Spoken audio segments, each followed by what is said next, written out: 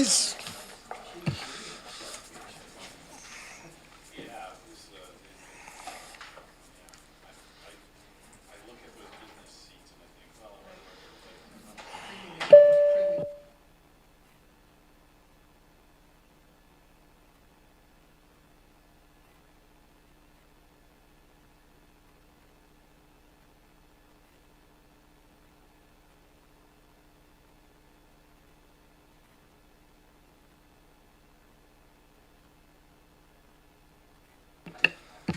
Good afternoon, everyone. My name is Ian Morrison. I'll be chairing the Electoral Area Services Committee meeting of Wednesday, April the 17th, 2024. I'd like to begin by recognizing that CVRD is on the unceded territories of the Cowichan, Malahat, Subasset, Halalt, Penelakats, Dominas, Liaxin, Pakwichan, Diti Dot, and Pachi Dot nations, whose people have walked gently here for thousands of years. I'd like to ask those around the table and those in the galleries, if you have electronic devices with you, to please put them on silent or mute. And with that, I'd like to turn to Ms. Harrison, item 1 on the agenda. Thank you, Mr. Chair. Item 1 is approval of the agenda. I have no new agenda items. Moved by Director Abbott, seconded by Director Martman. Any discussion? Seeing none, all in favor? Any opposed? None opposed. The motion carries. Item 2. Thank you, Mr. Chair. Item 2 is adoption of the minutes, and the recommendation before you is that the minutes of the Electoral Area Services Committee meeting of April 3rd, 2024 be adopted. Moved by Director Martman, seconded by Director Deck. Any discussion? Director Nicholson. So I tried to clear this up earlier, but when I move on the minutes, if everyone could open their minutes. And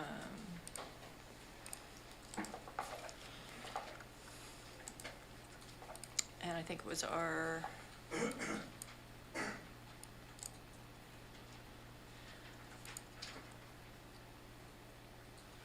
R2. This motion has a referral to the Area E APC and the Area F APC.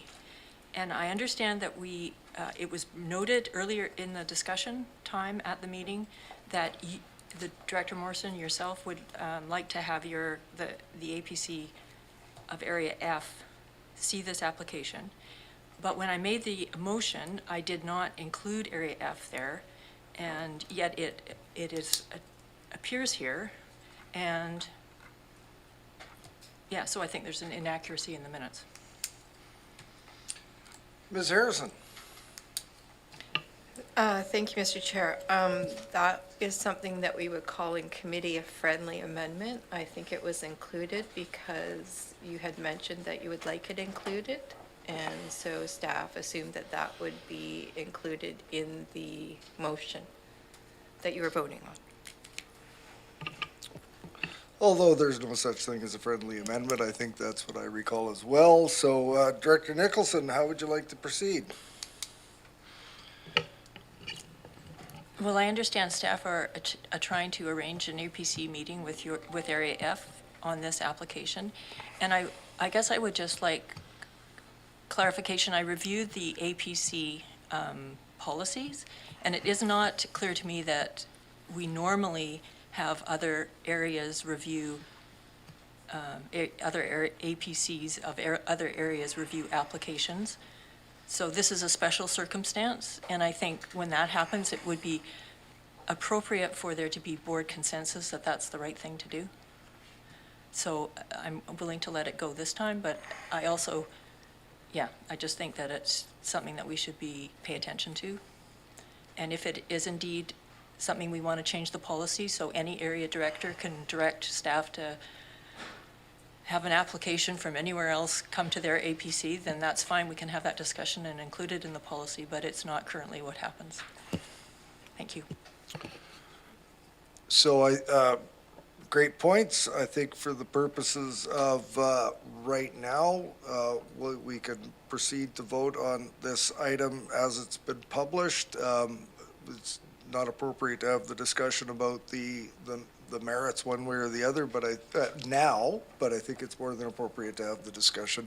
I have slightly different views than that, but that's not important at this point on approving the minutes of the meeting. So with that, I will call the question. All those in favor? Any opposed? None opposed. The motion carries. Ms. Harrison, next item. Thank you, Mr. Chair. The next, Hang on. Ms. Chirel, if you want to speak to this. Thank you, Mr. Chair. It's fine. I understand the motion was voted on and what have you.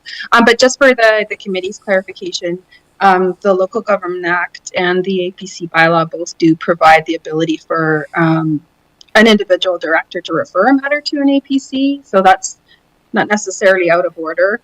And then for the committee's information, staff will be bringing back the referral policy later this year, I hope, with consideration, and we can have further discussion about APC referrals at that time. Thank you, Ms. Chirel. Ms. Harrison, next. thank you, Mr. Chair. The next item is business arising. There is none. And we move to public input. Thank you. The public input period is to offer the public an opportunity to comment on an agenda item before the committee considers the item. The public input period procedure policy allows for an allotment of 15 minutes where the speaker is welcome to comment on any items on the agenda up to a maximum of 3 minutes. This excludes items that are or have been subject of a public hearing. The speaker should comment in a polite, calm, and courteous manner using respectful language, civility, and decorum. And just a note on that, a number of us have just returned from a conference in which this very topic and the topic of civility and discussion amongst elected officials and community was come up. It actually was a central theme. And I would really hope that in providing input to us today that there's that civility and respectful discussion or input is able to happen. So with that, I would like to invite anyone who would like to provide input on agenda items to please come forward now.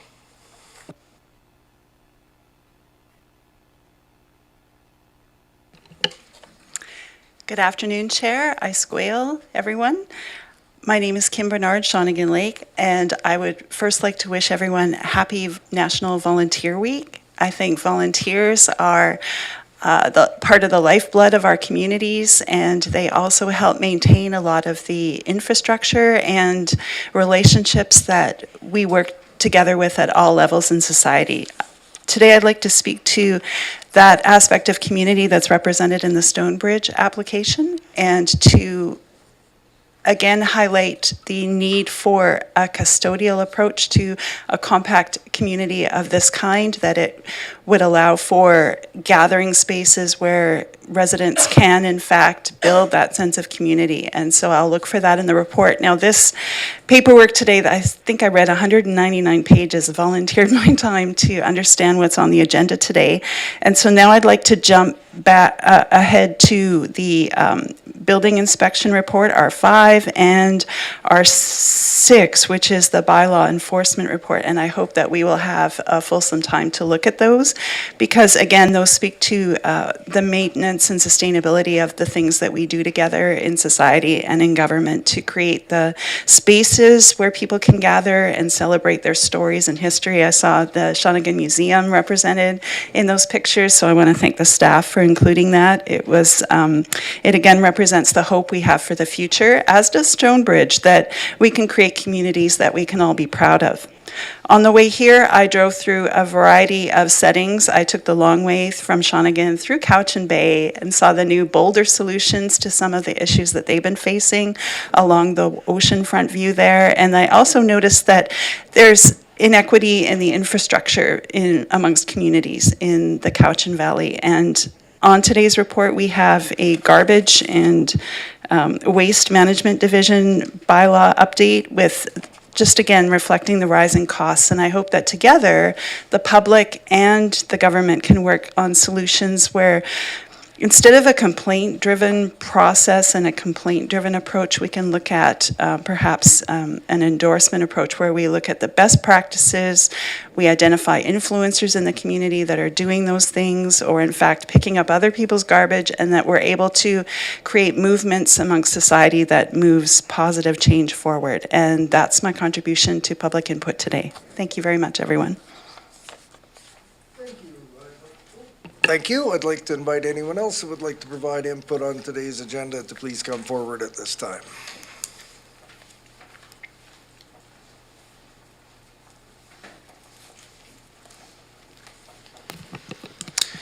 Thank you, Chair. My name is Stephen Disher, and today I'm speaking to R6. We are living through a housing crisis and an affordability crisis. And the shape that takes for some is especially dire and worrisome.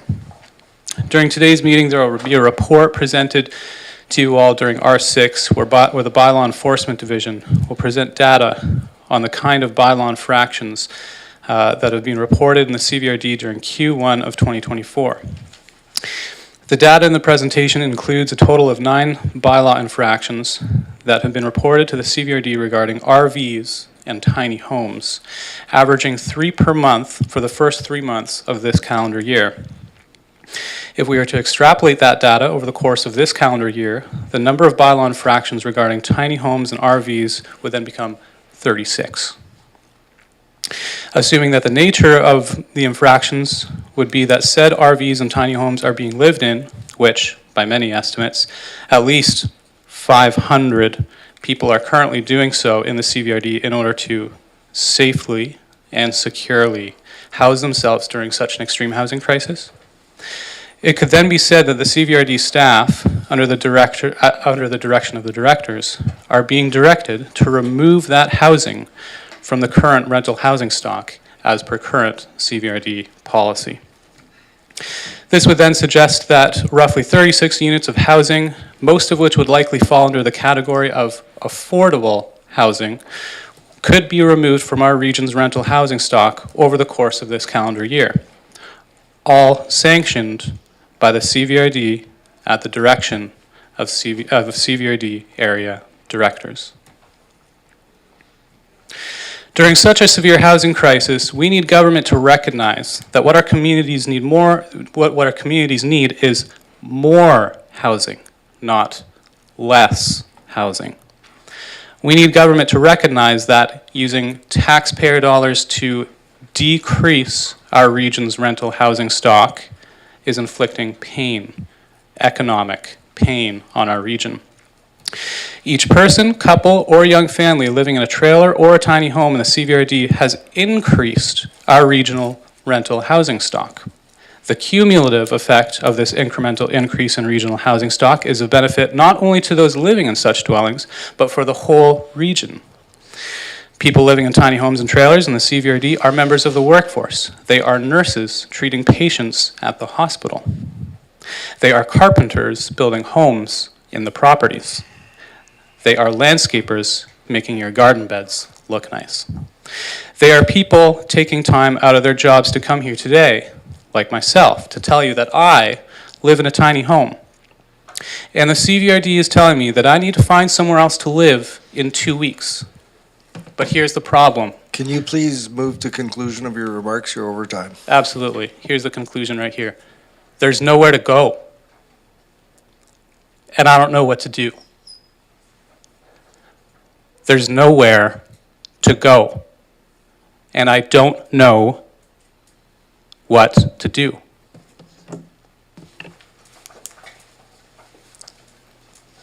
Thank you. I'd like to invite anyone else who would like to provide input on the agenda today to please come forward now.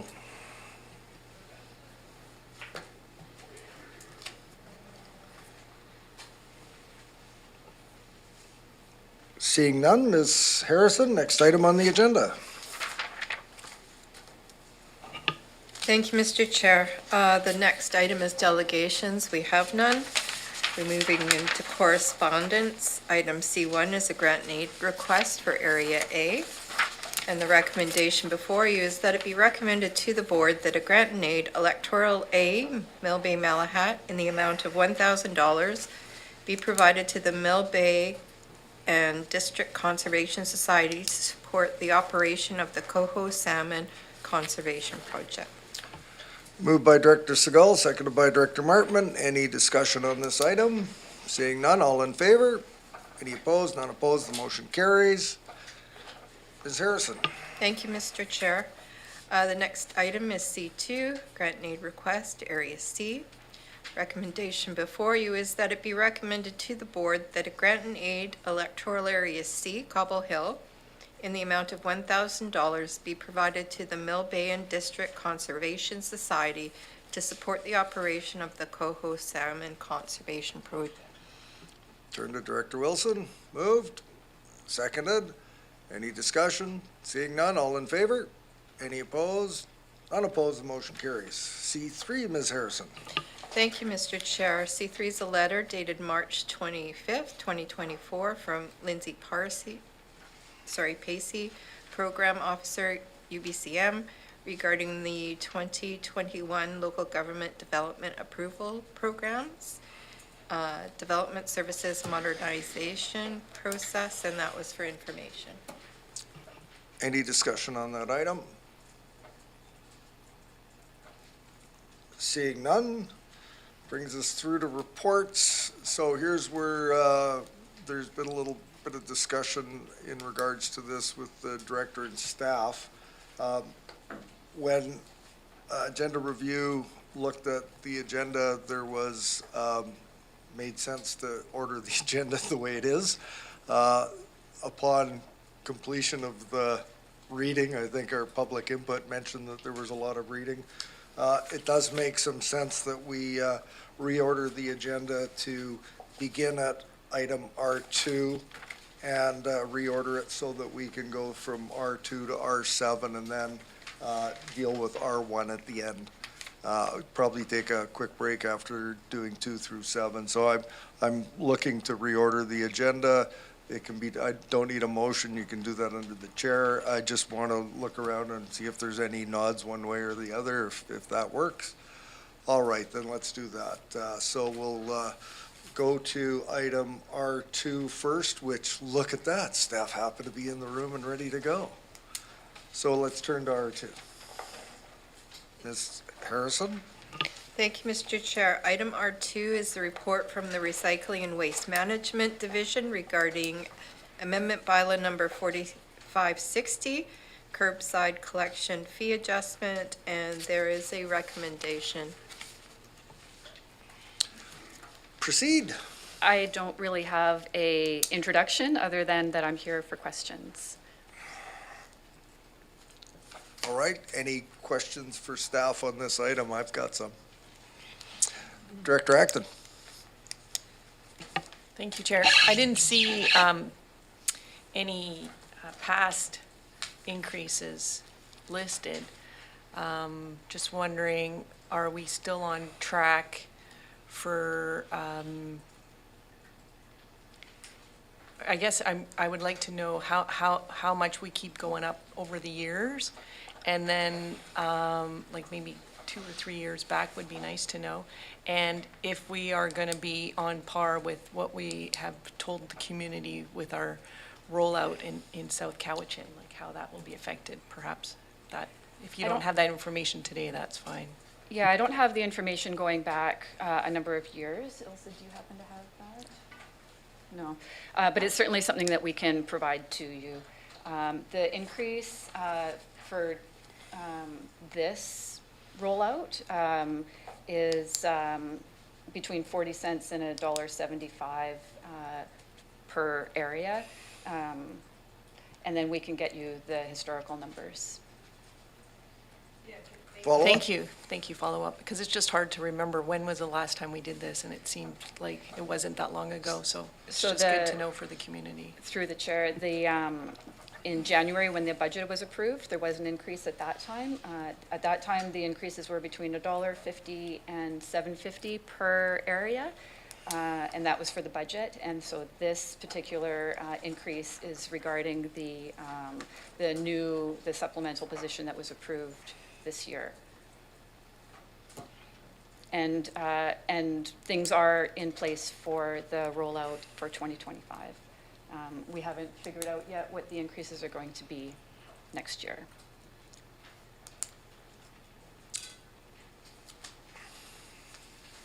Thank you. I can add to that. We're currently working on our curbside budget for 2025. And so far, they are within the range, and that's our intent to attempt to keep them within the range that we consulted on, because we know how important that is. Thank you. Any other questions for staff? Well, I have a quick question, and I've actually been sent the answer, but I think it's important for it to come up in discussion today. We've been paying for and receiving additional service due to wildlife issues in our area, and I've been wanting to see increased service, whether it's at the front end or the back end of the window in which we have weekly service. And I know that my community is very committed to wanting to prevent bear deaths through attraction to garbage. So I posed the question about the possibility of either an extension on the front end of the weekly period or the back end of the weekly period, and would like to know if there would be, if that could be accommodated within for 2024, and what the recommendation would be as to whether or not it would be either front or back end or both. And I'm looking at Miss Sarity because I think she might have that one ready. Thank you for that question. Yeah, I call this a human issue, a bear human issue.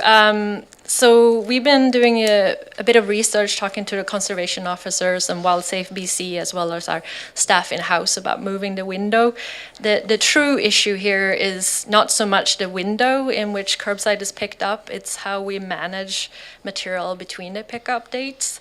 At this time, all of our staff is really stretched in the solid waste department, working on the 3-stream planning, as well as Bing's modernization and other issues. So for 2024, if we were to implement this, it would require rerouting. We would have to send out new schedules to all of those that have printed the schedules. We also know that there are probably some residents who wouldn't like this change, especially those who are summer cabins and rely on weekly pickup, garbage pickup in the summer, and potential other issues. So we are very interested in working with your community in trying to figure out how else we can reduce human and wildlife conflicts. And we have a meeting with conservation officers and WildSafe BC to come up with a plan for this season, so we can talk offline in how we can support reducing wildlife issues, because we also deeply care about preventing bear deaths. Okay, I'll take that advice and look to meet offline, and would encourage any other directors that would be interested in that as well. And I'll go to Director Acton. Thank you. This brings up an interesting point when we sit at this table and we talk about equity. No offense to your community, but if they're getting double the service at certain times, they're just paying the user fees, not the amount of infrastructure that goes in to offer that. So perhaps it's something we need to look at closer if they want that kind of service. Through to you, Mr. Chair. This will be a moot question soon, because everyone will have the same service, so it will make things a lot easier. But for now, the areas that have more frequent pickup, they do pay a little bit more, just because they have more service. So, thank you. So seeing no further questions for staff, we have a resolution in the report. Ms. Harrison, would you read it, please?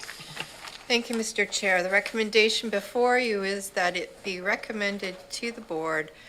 Oh, no, sorry, yes. R2. R2. Lost my place. That CVRD bylaw number 4560, garbage and/or recyclable materials collection amendment bylaw 2024, be forwarded to the board for consideration of 3 readings and adoption. We have it moved. Is there a seconder? Moved and seconded. Any further discussion? Seeing none, all those in favor? Any opposed? Motion carries. Ms. Harrison? Thank you, Mr. Chair. Moving on to item R7. R3? I thought you said R2. No, we're going R2 through 7, and then back to R1. Okay. Sorry, okay, so the next item is item R3, which is the report from the Utilities Division regarding sewer systems regulatory and management amendment bylaw number 4531. And the recommendation before you is that it be recommended to the board that CVRD bylaw number 4531, sewer systems regulatory and management amendment bylaw 2024 be considered for 3 readings and adoption. Ms. Thompson, do you have anything for us, or are you here to answer questions? I think for questions, unless there's, you would like some more information. Turn to the directors. Any questions for staff? Director Abbott. Thank you, Chair. Ms. Thompson, I noticed Lambourne wasn't looped in with this. Is it handled differently, Lambourne Sewer? Yeah, so thank you through the chair to Director Abbott. So this proposed bylaw is to amend the existing bylaw, the Sewer Systems Regulatory and Management Bylaw, of which Lambourne Sewer System is under that. So part of this amendment is to update the user fees that will be increasing as per the 2024 approved budget. So the only sewer system with user fees increasing is Eagle Heights Sewer System. So there's no changes to Lambourne Sewer.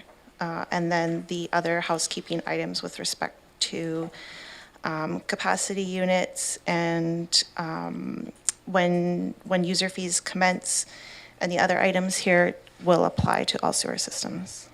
That's reassuring. Thank you, Ms. Thompson. Did I ask for a mover and seconder? Or have I? No? Thank you, Mr. Chair. Yes, no, not yet. And there is actually procedural correction to this recommendation as well. Well, if I haven't yet, would you like to read the corrected recommended resolution? Yes, I would. Thank you, Mr. Chair. Excellent. So the recommendation before you is that it be recommended to the board that bylaw number 4532, Water Systems Regulatory and Management Amendment Bylaw 2024, be forwarded to the board for consideration of 3 readings and adoption. Okay, I think we got the wrong numbers there. That was the resolution in R4. So let's try that again. Let's try that again.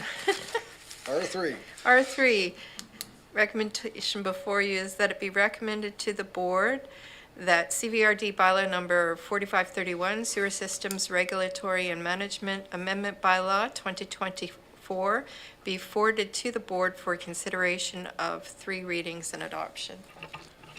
Moved, seconded. Any discussion? Seeing none, all those in favor? Any opposed? None opposed, the motion carries. R4. Thank you, Mr. Chair. R4 is a report from the Utilities Division regarding Water Systems Management Amendment Bylaw 4532. And the recommendation before you is that it be recommended to the board that bylaw number 4532, Water Systems Regulatory and Management Amendment Bylaw 2024, be forwarded to the board for consideration of 3 readings and adoption. Do we have any questions for staff? Doesn't look like it. Motion to approve, our motion, seconded. Any discussion? Call the question. All those in favor? Any opposed? None opposed, the motion carries. Thank you, Ms. Thompson. Takes us to R5. Thank you, Mr. Chair. Item R5 is a report from Inspections and Enforcement Division regarding Building Inspection 2024 First Quarter Report for information. Mr. Brisky, what have you got for us today? Good afternoon, Mr. Chair. Thank you very much. I'm here for questions. One piece of information that might be of interest to the committee that I failed to get in this report comes with respect to some of the changes to the BC plumbing code that took place March the 8th. It might be of interest for the committee to know that the province has expanded its regulations around the allowance for the capturing of rainwater to be used for non-potable water systems in new houses for things like irrigation and flushing toilets and things like that. So that's a step in the right direction as far as water conservation goes. So I failed to get that in there, Mr. Chair, but I'm available for any questions the committee has. Might I ask if there's a report forthcoming with that information in the next time? But I'd like to see it before your next quarter. Oh, I don't want to be directing staff, but that's really important information. I'm sure directors would like to hear more about that. Is it possible to have that information brought forward before your next quarterly report? Absolutely, Mr. Chair. I'd be happy to put something together for the committee. That'd be fantastic. Any questions for staff? Has everybody noted there's a really big number on the left-hand column in one of the graphs or charts? Area A, $11 million. Wow. Yeah, Area A to the rescue again, Mr. Chair. That's amazing. Ms. Harrison, this is an information item only. If there's no questions for staff, I've noticed that my area is lagging along behind again, but oh well. Thank you very much. Thank you, Mr. Chair. Next item, R6. Thank you, Mr. Chair. Item R6 is a report from Inspections and Enforcement Division regarding bylaw enforcement 2024 first quarter report for information. Welcome, Mr. Harris. Thank you, Mr. Chair. I'm here for questions. Director Nicholson. Thank you. I'd just like to say I really appreciate the breakdown by violation. It really is helpful. Thank you. Director Wilson. Yeah, thank you, Mr. Chair. And I'm going to try and work in a question here for you because I do understand that bylaws tries to be as lenient and cooperative as possible because you're fully aware of what's going on out there for these residents. And thank you for that. If I understand the situation correctly, a lot of these complaints, if you like, or reports come because they're complaint driven.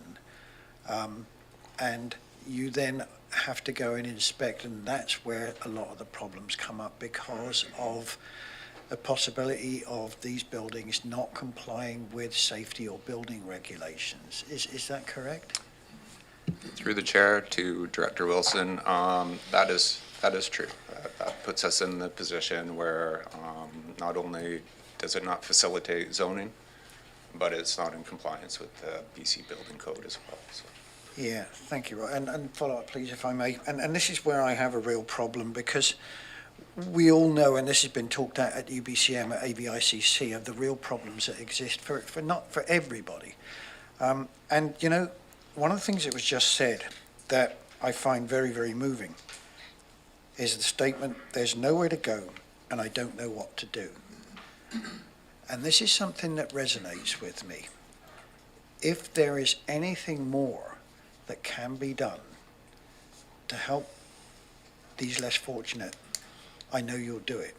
I don't know what else to say. Thank you. Director Nicholson.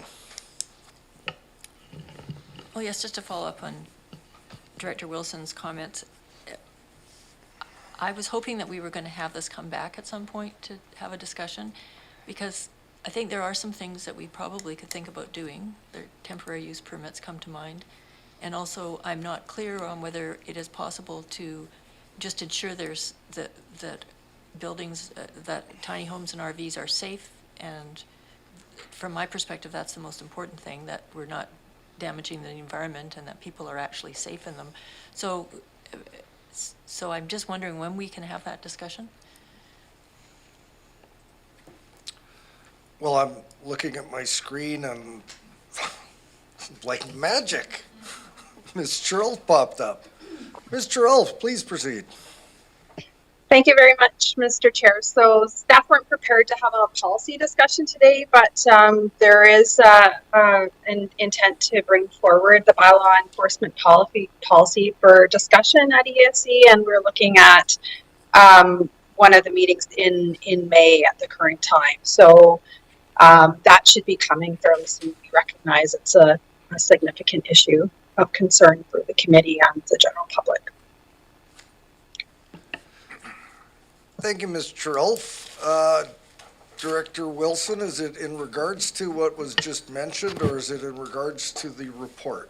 No, it's actually what Director Nicholson has just brought up with, and this is something which I think is a good point, and that's the use of temporary use permits. If there's Director anything Wilson, we can go down that lane, thank you very much. We're not going down that road today because we're talking about a bylaw enforcement report, and we've just been told by staff that they're coming forward with a report and appropriate discussion time. Yeah, thank you, Mr. Chair. Director McClinton. Thank you, Chair. It is a question about the report. Not sure if it's even, I'm sure these need to be anonymous. I'm just thinking, looking at it, let's deem that most of these X's are maybe individual, excuse me, individual people. Is there any sort of, perhaps it matters and perhaps it doesn't, I just think it might be interesting. Is there any sort of thought given to, one person maybe making multiple complaints? I think that would be an interesting piece of information to know. And can you even share that? Because maybe it would break some sort of privacy or, that's Mr. my Harris, question. can you answer that question? Through the chair to Director McClinton, I can. We have a policy that's available online right now for the public to view. And it talks about CVRD's right to refuse certain complaints depending on what the nature may be or how they come in. And one of the considerations is if a person makes multiple complaints regarding multiple properties, we do reserve the right not to investigate. Thank you. Director Martman. Like others, I've been wanting to have no feedback. A discussion on this, and I'm wondering if there's an appetite to pause any further investigations, proceedings until we have that discussion, and what would be the impact of that?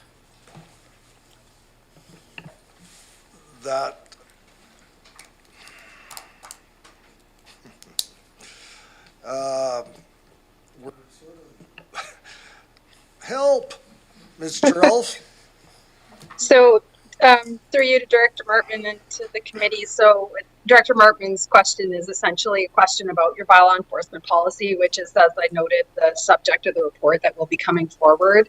As has been sort of noted before and by Mr. Harris, bylaw enforcement do have the ability to use discretion in enforcement and do endeavor to seek voluntary compliance and exercise I would say a high degree of compassion in dealing with situations, particularly involving people's homes. And so I would say that please allow us to bring that report forward with information so that you can have a fulsome discussion based on having all the information in front of you at the time.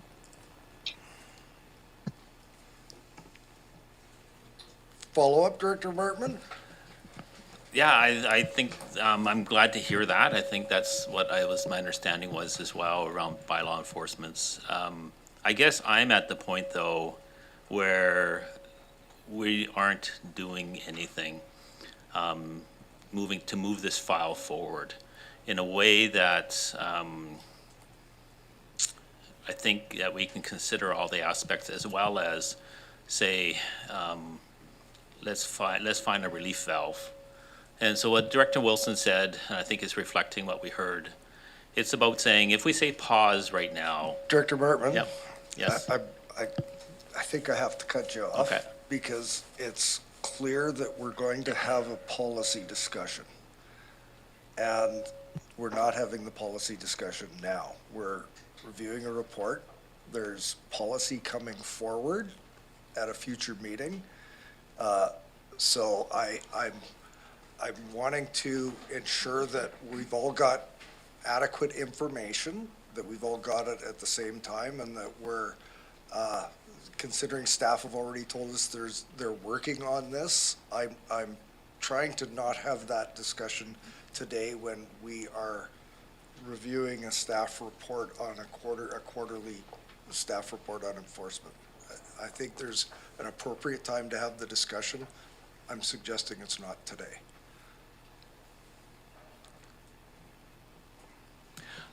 if I can. Can you yeah. refine your remarks to I think I this, can, and I think please? the question is that we have a report coming in at some future time, and there is a period of time between now and then, and is there any action that this group would may want to recommend to the board, is what I'm looking at between that period of time and the time that we actually have a discussion on this. And so that's what I was looking at, not to make a decision on policy, but to actually indicate that we want to do something prior to that report coming out. Thank you.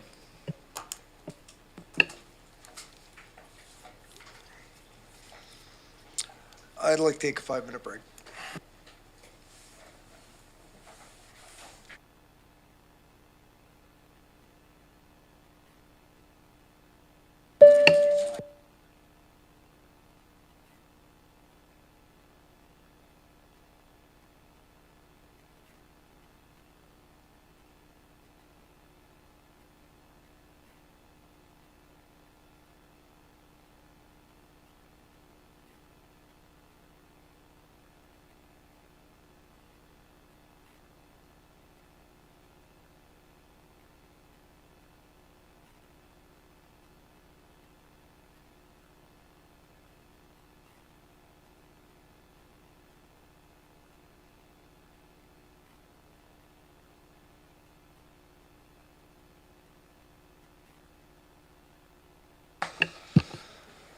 Welcome back, everyone. I'd like to just remark in regards to Director Martman's question that there is significant work being done in regards to the housing crisis, the affordability crisis, the ability for people to, keep a roof over their head.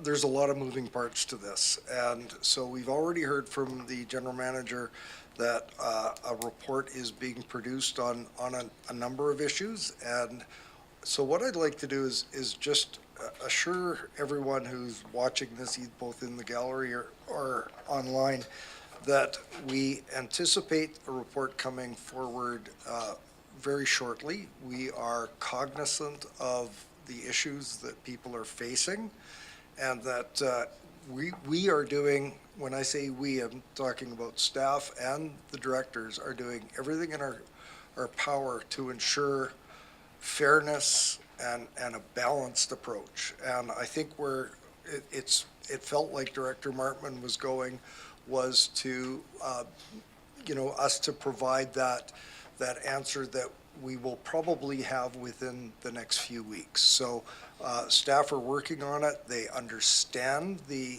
priority that it is for directors, and we anticipate having some direction in a few short weeks. With that, I would go to the next person on the speakers list, which I think was Director Nicholson. You did have your hand up? No? Okay, so, Just to be clear, that staff are using their discretion as much as possible. Yes. Yes, thank you. so are there any other questions for staff? This is an information item. Seeing none, we'll go to the next item. Thank you, Mr. Harris. Thank you. Next item is R7. R7. Thank you, Mr. Chair. Item R7 is a report from Development Services Division regarding Development Services Modernization Project, and again, this is for information.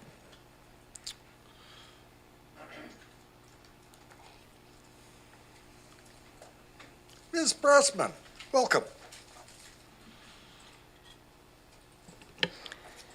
Thank you. I don't have a presentation either, but just to sum it up, this is an update elaborating on what the general manager presented on at the last EASC. It also aligns with the letter from UBCM confirming release of the final portion of our grant funding for this DSMP project. And the attachment to the reports is the activity summary that we provided with our final report to UBCM. And just to note that some of the current and upcoming work within my division includes, as part of the land management software integration, we'll be creating a new project page on Plan Your Cowichan to provide for some engagement on development approval processes, which may also include surveys and guides and information on the new software. Thank you, Ms. Pressman. Any questions in regards to this report? I think I have one, and I don't know if the analogy that I'm going to use is a good one, but there's been a significant body of work done by staff, not just in this, which very thankful that we got the grant funds that we did to undertake it, but in the new software that is imminent.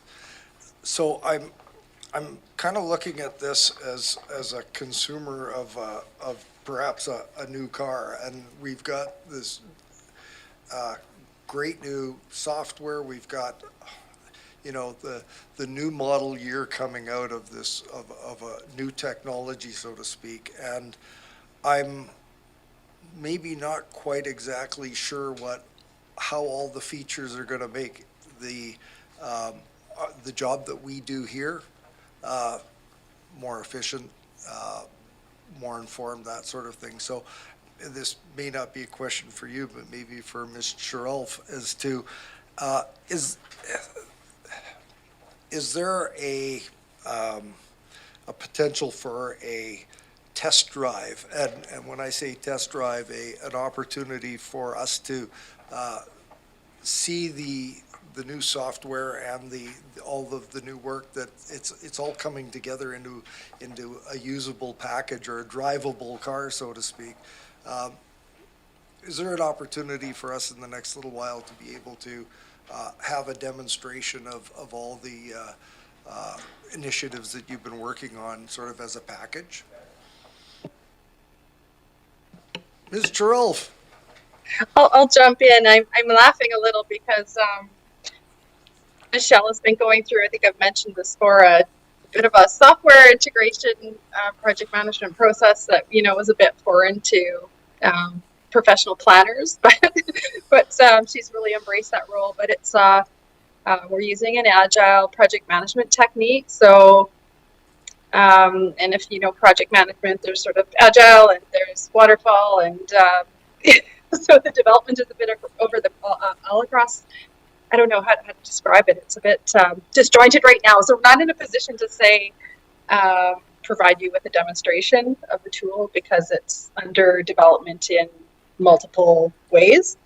But I think as soon as it is ready for a test run, we could certainly have a workshop with electoral directors to run through it and then to show you how it will work. And just as an additional comment, one of the things we're really looking forward to is having our property-based information available, in one place. So essentially, if you have the ability to look up a property and find all of that sort of information, whether that's development information or building information or bylaw enforcement, it'll all be sort of available in one place.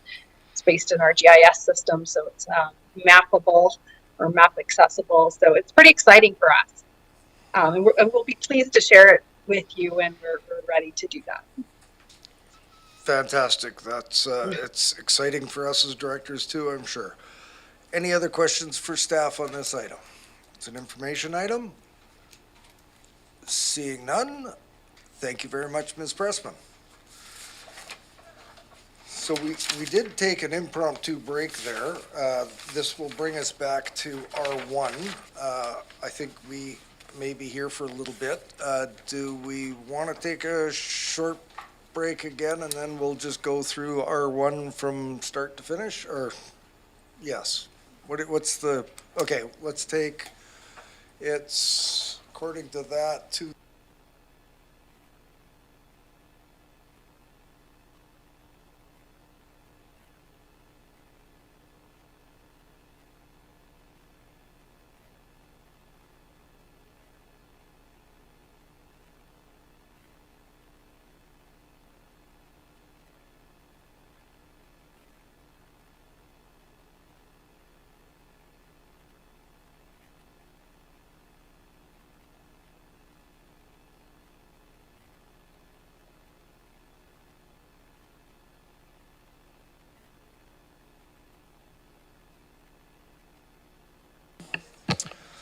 welcome back, everyone. We're about to proceed to R1. I won't have Ms. Harrison read the recommendation out just yet. Welcome Mr. Buchan to the microphone. Just so that everyone knows the process that we'll be following, Mr. Buchan will provide a report to us. We will engage in any questions, inquiry we have of him. Upon completion of that, we will ask if the applicant or their agent has any additional information they would like to provide to us. We will also ask if directors have any questions for the applicant. And then when we've sort of gone through the inquiry stage, we will consider the resolution that's in the package or anything else. And so with that, any questions? Mr. Buchan, welcome. Thank you.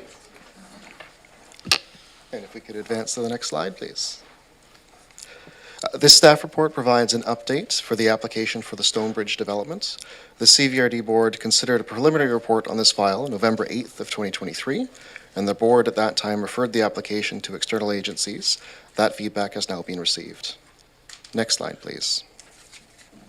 Just for a quick recap, zoning is already in place for development at these sites.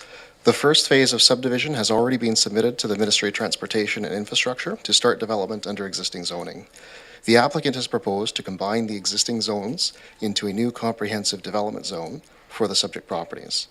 The proposed zoning includes a definition for parcel width to help ensure sufficient parking balanced with landscaping and building separations, a hotel use with special regulations that would allow for extended stay that could be used for workforce housing accommodation. Zoning provisions that would allow multiple homes, show homes, to be built on a single lot that is capable of further subdivision. A cap on permitted density to allow for a maximum of 1,000 units subject to connection to community water and community sewer. Permitting drive-through uses in areas 4 and 5 subject to conditions. Expanding areas where multifamily dwellings are permitted. Reducing minimum lot sizes to allow for a range of housing options, and reducing some of the parcel setbacks. For clarity, the reduction in setbacks is about consistency and standardizing across the zones. Right now, there's a variety of different zones, so some will see increases, some will see decreases. Next slide, please. The proposal includes OCP amendments to redesignate portions of the Stonebridge lands to redesignate portions of the Stonebridge lands. Page number 4 of attachment B shows the areas subject to change, and they're also highlighted on the screen before you. The CD6 zone presently permits commercial and personal service uses on the provision that they are accessory to a residential care facility. If the zoning amendment is changed, these could be standalone uses and could be combined with the commercial plaza, formerly the Pioneer Square Plaza. The portions of the land zoned RM3 presently permits a mix of commercial with residential, so mixed-use development. If the OCP changes are adopted, this would allow for both commercial standalone or residential standalone. And next slide, please.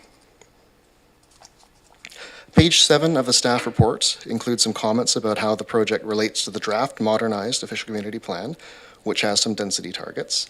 There is an error in the report as we referenced a previous map, so the correct map is now on screen, and you'll see that Area 4 is no longer in conflict, and we have confirmed as well with strategic initiatives that there are going to be proposed policies that would allow for density averaging within the growth containment boundaries, so it shouldn't be an issue. Next slide, please. So back on to where we are today. The Advisory Planning Commission considered this application on January 4th, 2024, and the Parks Advisory Commission considered the application on February 13th, 2024. Both commissions passed supporting motions subject to some conditions. For example, this included support for the applicant's proposal to consolidate zoning requirements within a new amenity covenant and updating some of the language, such as tying financial contributions to inflation 2024 moving forward. Next slide, please. More on that covenant. There's a covenant registered for the northern portion of the lands, which is shown on the screen. The amenities for the southern portion of the lands are currently identified in the zoning bylaw. The applicant proposes to take these amenities and put them into a modernized covenant. Next slide, please. Feedback has been received and is provided in attachment C of the report. Ministry of Transportation has noted that a traffic impact assessment for the project will be required, and the provincial West Coast Water Authorizations team has provided an update on water licensing and licensing process. The constraints for current water usage in the area will be a limiting factor on the build-out of the site. Next slide, please. The staff recommendation is that the application be advanced, that the board require a public information meeting, that staff work with the applicants to update the draft terms of the Parks Covenant, that prior to consideration of first reading, staff provide updated comments from the Ministry of Transportation regarding the traffic impact assessment, and finally, that staff provide a report to the Electoral Area Services Committee regarding the potential amendments to development permit area guidelines for form and character. I'm here for questions, and the agent is in the room. All that reading condensed into that? I'm impressed. I think I'll go to the director for the area first and create a list here. So I've got, okay, director. Go ahead, Director Segal. Thank you, Chair. Through to you, Mr. Buchan. Thank you. Yeah, this is a lot of information to process. Is this the last time we're going to see a report in EAS on this? Like, is this and then the bylaws are being read at the board? So this would come back to the ESC if the recommended resolution is passed, following the public engagement session, public information session with draft bylaws. Okay. Thank you. Okay, so question about sewer limitations mentioned in the report, 343 units. Is that equal to 343 homes? How do sewer units work? I'll need to defer to my colleagues in the utilities division. I understand that the user classification is based on the bylaw and is not necessarily one-to-one, but I will defer to utilities for that information. Ms. Thompson, please come in. And you may not want to go far. All right, through the chair to Director Segal. So in the sewer system regulatory and management bylaws, we have user fee classification schedules for all the sewer systems. And so one equivalent unit is equal to a single family dwelling use. And then there are a number of other uses that are listed in there, multifamily housing, apartments, mobile homes, restaurants, hotels, schools, that kind of thing. And everything is based on, you can see based on the user fee, it's a factor of a single-family dwelling. So depending on the use, and sometimes if it's not a use listed in the user classification, it would be assessed at an actual volume rate. So one equivalent unit is approximately a cubic meter per day. For an example, a restaurant is 1/10 of a unit per seat. So 10 units would be a single-family dwelling equivalent, that kind of thing. Okay. Yeah. So the 343 units currently dedicated are enough for the full build-out or not enough for the full build-out of 1,000 homes? I believe they are not enough for the full build-out, but there is potential for them for Stonebridge in the future to contribute to expanding the sewer system with another phase. So that's long-term Yeah. vision. Okay. I have water questions, which I don't really know if you can answer. Do we have any idea, the referrals say just that there isn't enough water for a full build-out. Do we have any idea on number of units at this time? I think the information that would be useful is contained in the October report, which had an estimate of around 560 units. And that's is a bit of an older estimate, so there might be a new one from the developer. I don't presently have the information of how many units have been approved, but that's something we can certainly follow up with. Okay, thank you. Can I get one more? Sure. I need to ask about the drive-throughs. So I was at my APC meeting and my community was okay to look at a proposal, but not, they were pretty hesitant around drive-throughs. So I noticed they're in the draft of the zoning bylaw. It's also mentioned that I think they'll be in the development permit guidelines. That's like number 4 of the resolution. So I guess this feels like it's really going ahead with drive-throughs without being able to really get an idea of how they look and how this will be like the core of our community. And so I'm trying to form this into a question. I guess, will there be more opportunities for the community to give feedback on this drive-through aspect? So the next, through the chair, the next stage, if the board passes the resolution, would be a public information session. And the bylaw provided is a draft bylaw for discussion. It's not tabled yet for first or second reading. So that's something that could be changed depending on the outcome of that information session. Okay, thank you. Director Wilson. Thank you, Mr. Chair. And building on what Director Segal said on the water question, because Mill Bay, there's always been a question over the water. And I understand from our little conversation just now that there are going to be a couple of, or one observation well, which is going to be transmitting real-time data. 2, okay, lovely. And do you happen to know that stuff is uploaded to the province, who then puts it on their groundwater maps, which I'm looking at the moment. The only one that's showing up there at the moment is 470. And that looks to be like a fairly shallow observation well. It doesn't say which aquifer it's on. But can you tell me, or try and tell me, when those new observation wells might be coming online so that they're transmitting data? Through the chair, I don't have a time frame for that. I will point to attachment C of the staff report, which does include the comments from the improvement district as well as the water authorizations group. There is a requirement on the wells for monitoring, and so that is detailed in the referral comments. We can certainly follow up for more information there. Brilliant. Thank you very much. Director Acton.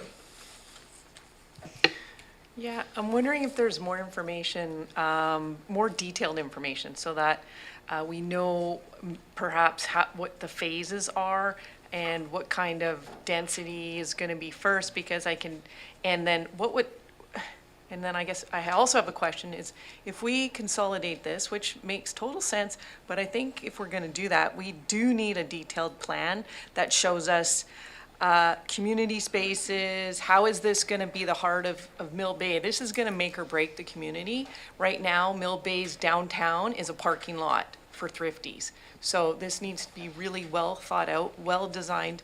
And how this zoning is proposed, my concern is that they could just build full-on single-family unit dwellings, because we've had applications come from Cobble Hill where they do have water and sewer, but they weren't even able to build townhouses that they wanted to build. So we want to ensure that this is going to build out the seniors care home that you've mentioned, the townhouses, the smaller units and the mixed commercial, and we want to see it.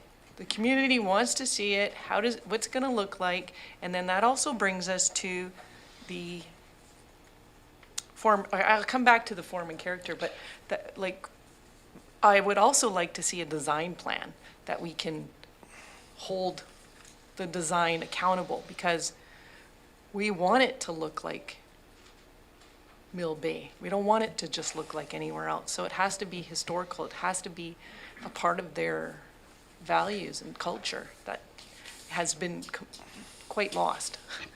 So I'll go back to, could they just build out single-family units if all of this zoning is passed? At present, no, because there's different areas of the proposed zone. So the seniors housing, for example, is seniors housing and not single family. This is something we can also tweak in the proposed zone to reflect a mix of uses if that is something the board desires to see. And again, we haven't tabled a bylaw for first reading, it's strictly there. Can you say that again, please? So if we go to the proposed zone, there's different sub-areas of the zone. And one of those is the seniors, and that's one that would allow for the seniors, and it would require not single family there. But we're talking about consolidating them. Yes, so if we go to the actual draft zone, which is in attachment A, you'll see that there's different uses allowed for different areas in the zone. And page 8 of that report shows the different sub-areas and how they're broken down. So area 1, for example, if I go to the permitted uses, is going to permit the residential facility being a seniors congregate care, personal care, and that's not a zone that would allow for single family as a standalone use.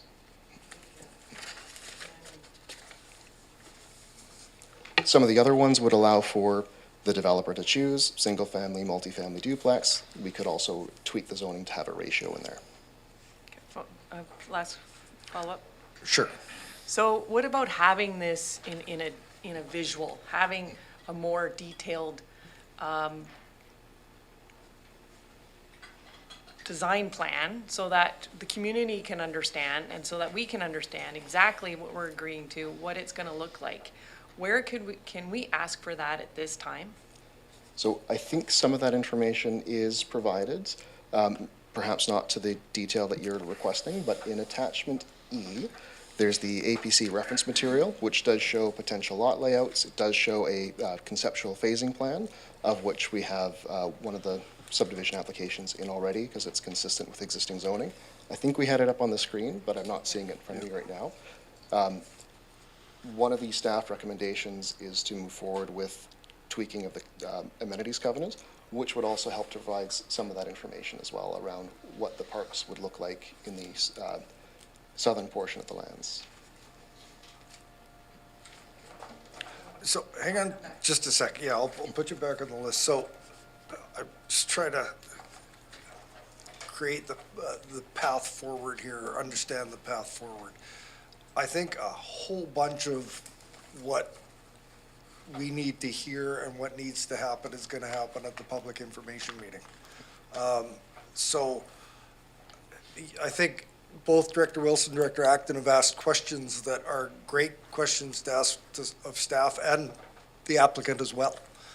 So I think that this has been a lot of information to digest, and it doesn't necessarily create a visual in my brain either as to what this is going to look like. So I think I'm putting a lot of stock in what this public information meeting is going to look like and what the applicant is going to be able to provide in the way of visuals. I think what's really important for us today is to ensure that what we want to see as part of this and perhaps might even appear at the public information meeting, we clearly identify those things today so that they can be considered by the applicant and the community when this is put before them.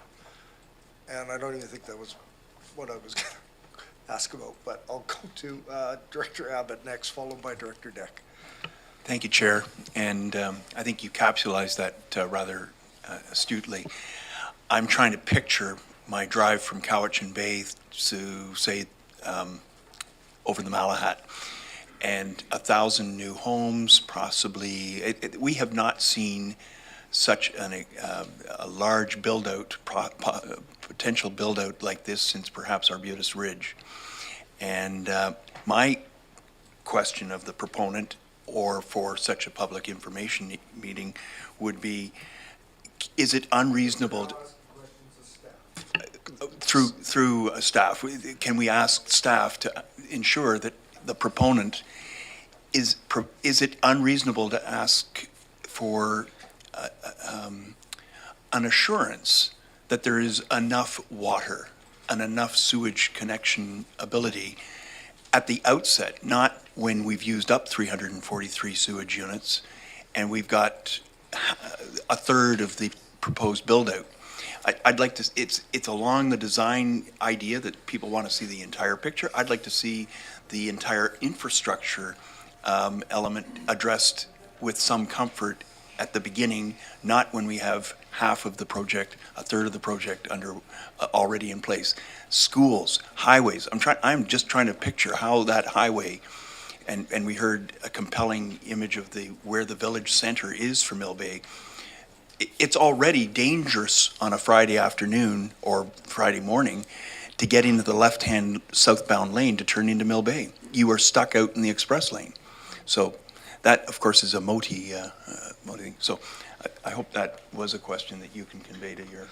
I heard a question about water and build-out. Can you answer that, Mr. Beckett? And sewage. Thank you. Through the chair, with the existing zoning in place, we're in that situation right now where the volume that could be built can't presently be built based on those constraints. So in some ways, the zoning doesn't change that. It just continues with that provision that build-out has to be contingent on community sewer, community water. If I may, then why do we have a potential build-out of 1,000 if we can only do 343?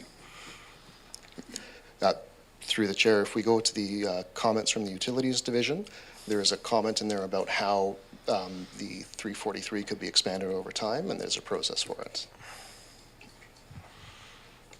Yeah, I think I read that we can get there. We can get the full build-out, but part of the issue is that I don't think the improvement district and the province have provided adequate resources for full build-out as of today. But that might be a good question for the applicant too. Director Deck. Thank you, Chair. I was interested too in the drive-in aspect and not so much in terms of the form and character, but in terms of emissions. And I was grateful that that was brought up because certainly it's been a concern in states like California and the ongoing, sort of the idling that happens, the idling that happens when someone's going through a drive-through. So I'm glad that came up in the report. Thank you. Director Acton. Oh, sorry. Any other first-time? Director Nicholson, go ahead. Thank you. I'm very much like Director Acton. I'm really having a hard time understanding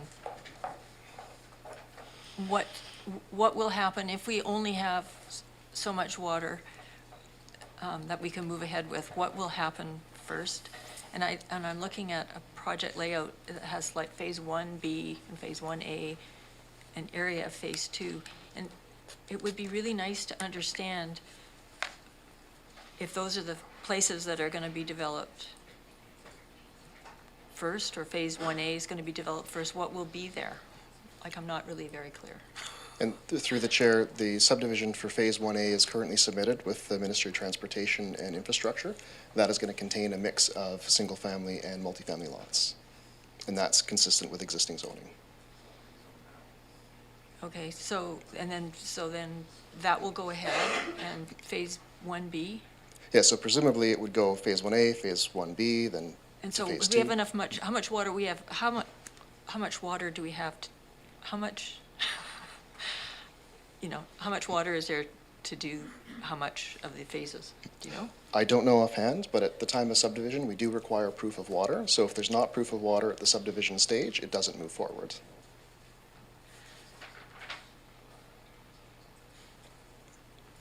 Okay, so conceptually, that's all fine, but there are things that we really need for the community, and more single-family dwellings are probably not what we need.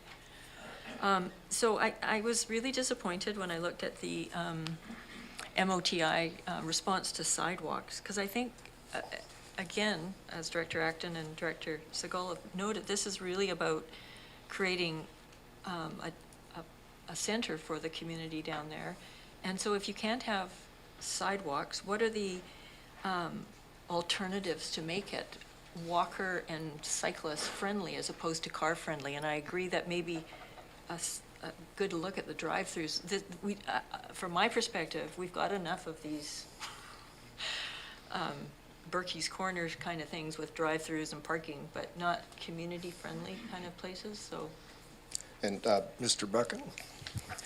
Through the chair, sorry, could I get the last bit of that question quickly? Yeah, what is the alternative if MOTI will not allow sidewalks, or whether maybe we should push for sidewalks? I know in Gabriola Village, they have sidewalks. So through the chair, the alternatives that are available to us today would be working with the Parks Division for a roadside path. We have a amenities covenant that speaks to a trail network. So it could be looking at that trail network as the way to move people around. Sidewalks, we've heard from Modi, is not something that they typically do for their roads, and we presently don't have service areas for sidewalks and don't have the folks to maintain sidewalks. I get that.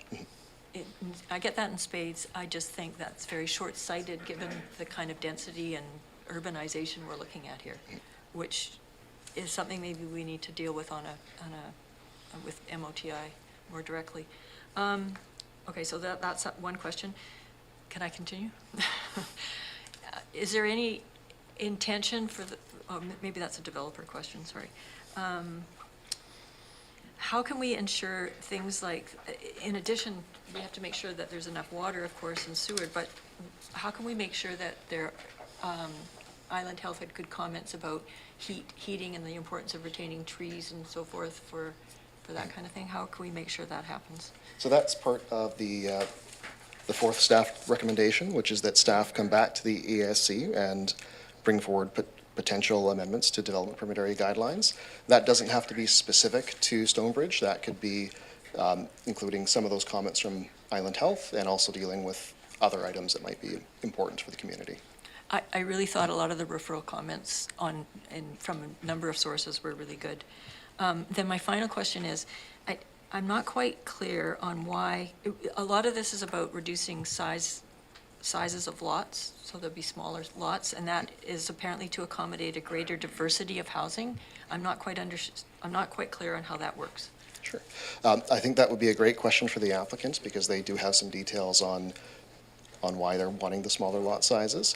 Through the, I think it was attachment E, which is the APC reference material, they did show a housing typology that showed how you can get small lots, larger small lots, and some medium-sized lots, and what that looks like in terms of the types of buildings that get built on those lots. But I think that'd be a great question for the applicant. Okay, so then maybe a question for you would be, do you think there'll be any challenges in meeting development permit guidelines? Through the chair, area guidelines. I don't yet have detailed designs for what those homes are going to look like, so it's hard for me to hypothetically speak to how they comply with our guidelines. When we look at guidelines, we're going to be looking at what our present guidelines say, so we'll be going to our general form and character guidelines and our DP9 intensive residential. Right. Those could also be changed to help make it more clear if there's areas that are not clear. I guess I just immediately think about stormwater management and how the smaller the lots you have, the more difficult it is to manage, and what kind of infrastructure we would require other than ditches everywhere. Is that a question? Sorry. Well, it sort of is, because it's almost like we don't, ditches are the way we always do drainage, but it doesn't seem appropriate for this kind of a development. So, yeah. And through the chair, there are options to deal with on-site infiltration. I might defer to some of my colleagues in the building department about what those are at time of building permit, but those could be things like rain galleries with engineered rock pits, but that's a bit outside of my area of expertise, so I'll follow up with building. Just before I go to Director Acton again, I'm sure Mr. Hopkins is just waiting to get onto the hot seat here, but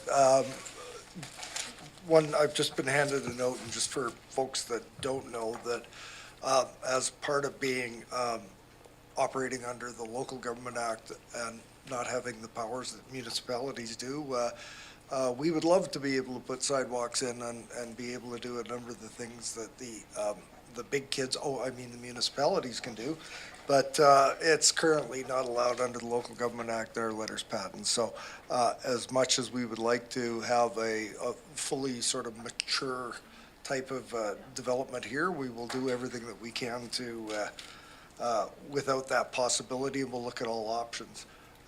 Just keeping in mind, I've heard a lot of great questions that could go for the applicant. We will, I'll ask if there's any other questions. I'll go to Director Acton, but I also want to, is there, other than the resolution that we have before us, any other specific direction that you're going to be wanting from us? And I'll probably come back to that at the end. Director Acton, you're next. Thank you. I would question if there's something in our Local Government Act that says we can't have sidewalks. I think it's not good enough. Like, I think we can't have a small, I look at the design, we're gonna have just cars in front of the house, no sidewalks, no drainage. We do drainage. We could have proper drainage for this area. We could have proper sidewalks. I disagree. I think talk to, like, MOTI has a standard, like, no, I don't think it's good enough. Maybe we can, their issue is, so they said no to a school in Area B. Their issue was that there's no way to manage the snow removal and everything, the upkeep of the sidewalk. So let's create an AAP. There's not even anybody who lives here yet. So it can't be hard to create this AAP. Like we just have to start coming up with solutions instead of not being possible. Do you have a question for staff? Well, and if it's not possible, can we design it into, like, I don't think that we should be letting this go out to the community like this, because then it comes back and these changes don't get made. I would like to see these changes made before we approve it to the next step. Like, I think we can do so much better. This is going to be, this is detrimental for the area. And through the chair. Hang on for a second, Mr. Buchan. Ms. Harrison, can you provide us, enlighten us on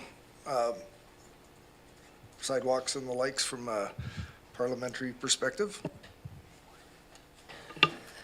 Thank you, Mr. Chair.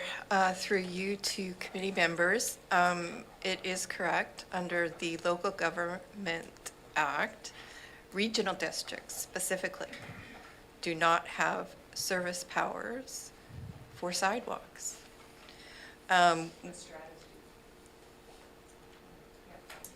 Yeah, it's a different level of government, right? So regional districts don't have that jurisdictional authority granted by the province to create services for sidewalks. Municipalities do, but regional districts do not. There is a mechanism in place wherein we can apply to have expanded service powers on a case-by-case basis, which we have tried several times. And the province, at the last time we tried it, did not have an appetite to expand our powers, to give us that authority. And basically, it's the liability issue. Mr. Bucket, in relation to the question that Director Acton asked. Yes, thank you. My manager's pointed out that I do have some of this information addressed on page 4 of the report. The applicant has contacted CVRD Utilities to inquire about establishing a service area for drainage and street lighting. And in lieu of sidewalks, multifunctional trails also proposed with parks and trails. These items will be brought forward to the board for consideration at a future meeting. In the event that the board does not establish a service area for these things, MODI can continue on with more of a rural road standard. Does that conclude, Director Acton? Any further questions for Mr. Bucket? Director Nicholson? Well, it's not really a question, it's just a comment on that last thing. It seems to me when the province is pushing so hard for housing, that if we raise this issue with them, this may be a special case that could be dealt with that way. I mean, I don't think we should rule this kind of thing out at this point. Perfect comment. I think that we should inquire of the applicant as to, their appetite to pursue this. If, they're a willing partner and it was desirable for the overall look of their project. If this committee wanted to recommend to the board that we pursue that through the board to the ministry, then, we certainly, that's exactly the kind of thing that we should be directing staff to be looking at. So with that, I'm looking around the room. I looked at Director McClinton with no questions. Mr. Buchan, I think you better hang around in case something else pops into our head in the way of questions for you. Thank you. With that, I'd invite the applicant to come to the microphone, and I look to committee members for questions for the applicant. Director Abbott, first up. Hang on. Yeah, you're right. I did say I'd give you an opportunity to add any additional information, or you might want to take a few of the questions that have been posed already. Well, I would like to make a few comments up front because I want to make sure that the board here recognizes where we started compared to where we are. So first of all, for those I haven't met, my name is Wayne Hopkins. I'm one of the owners of the Stonebridge lands. I've actually been working in the CVRD for about 15 years in Area I with Woodland Shores. So I'm very familiar with all things CVRD and the challenges of working within a regional district compared to a municipality. The Stonebridge project was actually approved by the CVRD over 10 years ago. I think it's closer to 15, but I couldn't find the actual date in my notes. I've been involved for a year, earlier last year. Stonebridge is a master plan community, has zoning in place, and will be one of the largest residential home providers on Vancouver Island when construction starts. I would guess that Stonebridge is probably one of the largest master plan communities in CVRD. Stonebridge will also be one of the largest contributors of parkland based on a development in CVRD. One of my first priorities when I got involved was to come and meet with senior staff, planning staff, about the zoning at Stonebridge. So I personally understood the intent, how it came about. I wanted to review some errors and inconsistencies that I thought existed. And more importantly, I wanted to talk about trying to modernize some aspects of the zone to expand the housing spectrum and really focus on attainable and affordable housing. Obviously, housing needs have changed a lot since the zoning was first put in place. After a couple meetings with staff, it was suggested by staff that we consider consolidating and standardizing the zoning and therefore simplifying the zoning, taking it from 5 zones down to 1. As they will remember, I was very hesitant about entering this process just because, like I said, I'm all things CVRD. I understand process, and we're anxious to get homes built and homes to market, and I didn't want to spend the next 2 years talking about tweaks to zoning that we're already approved for. Notwithstanding, Mr. Buchan, Michelle, convinced me that this was a good thing, and I actually totally agree that these tweaks that are before you make the project much better, much stronger, and much more responsive to today's needs. But I want to be clear, because I could even hear it in some of the comments from this board. Same thing I heard in the first 5 minutes of the APC meeting, the first 5 minutes of the Parks Commission.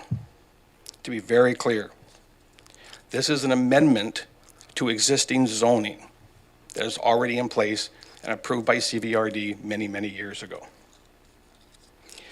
This application does not approve Stonebridge, and not approving these amendments does not stop Stonebridge. We are not creating new or additional density.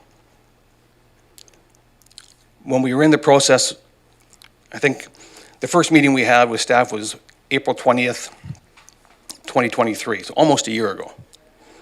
The formal application was 8.5 months ago. During that time frame, we were discussing possible wants and needs of the board and others, and the density cap question came up. At the time, I was fairly glib about it because I knew the zoning allowed over 900 units. I think staff calculated 929. We calculated 962. So when I was asked if I'd agree to a cap, I said, sure, round it up to 1,000. And I was glib about it. And the reason I'm glib about it is because, as most around here understand, there's paper density and there's practical density.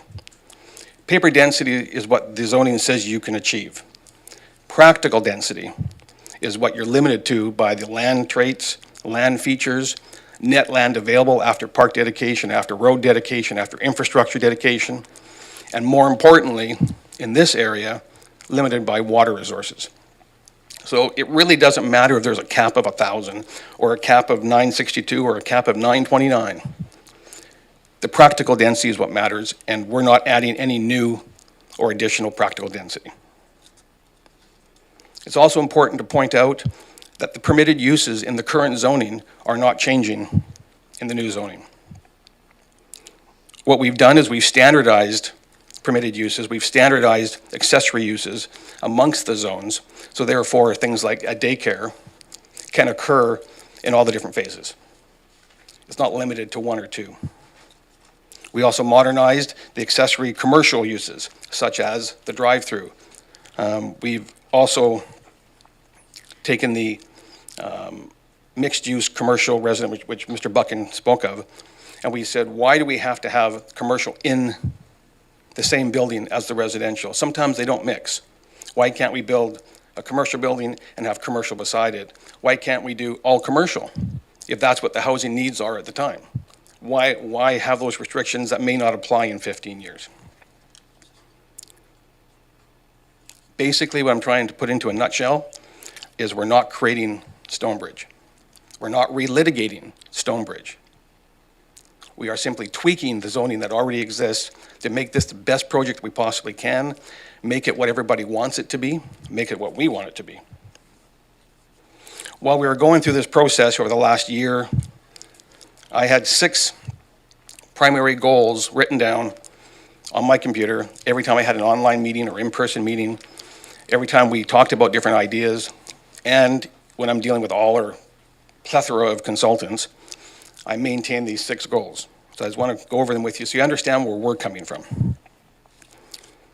The first reason we support the zoning consolidation is to expand the housing spectrum at Stonebridge with a focus on expanding affordable and attainable housing and the ability to provide it, the options to provide it. And this includes various size single-family residences.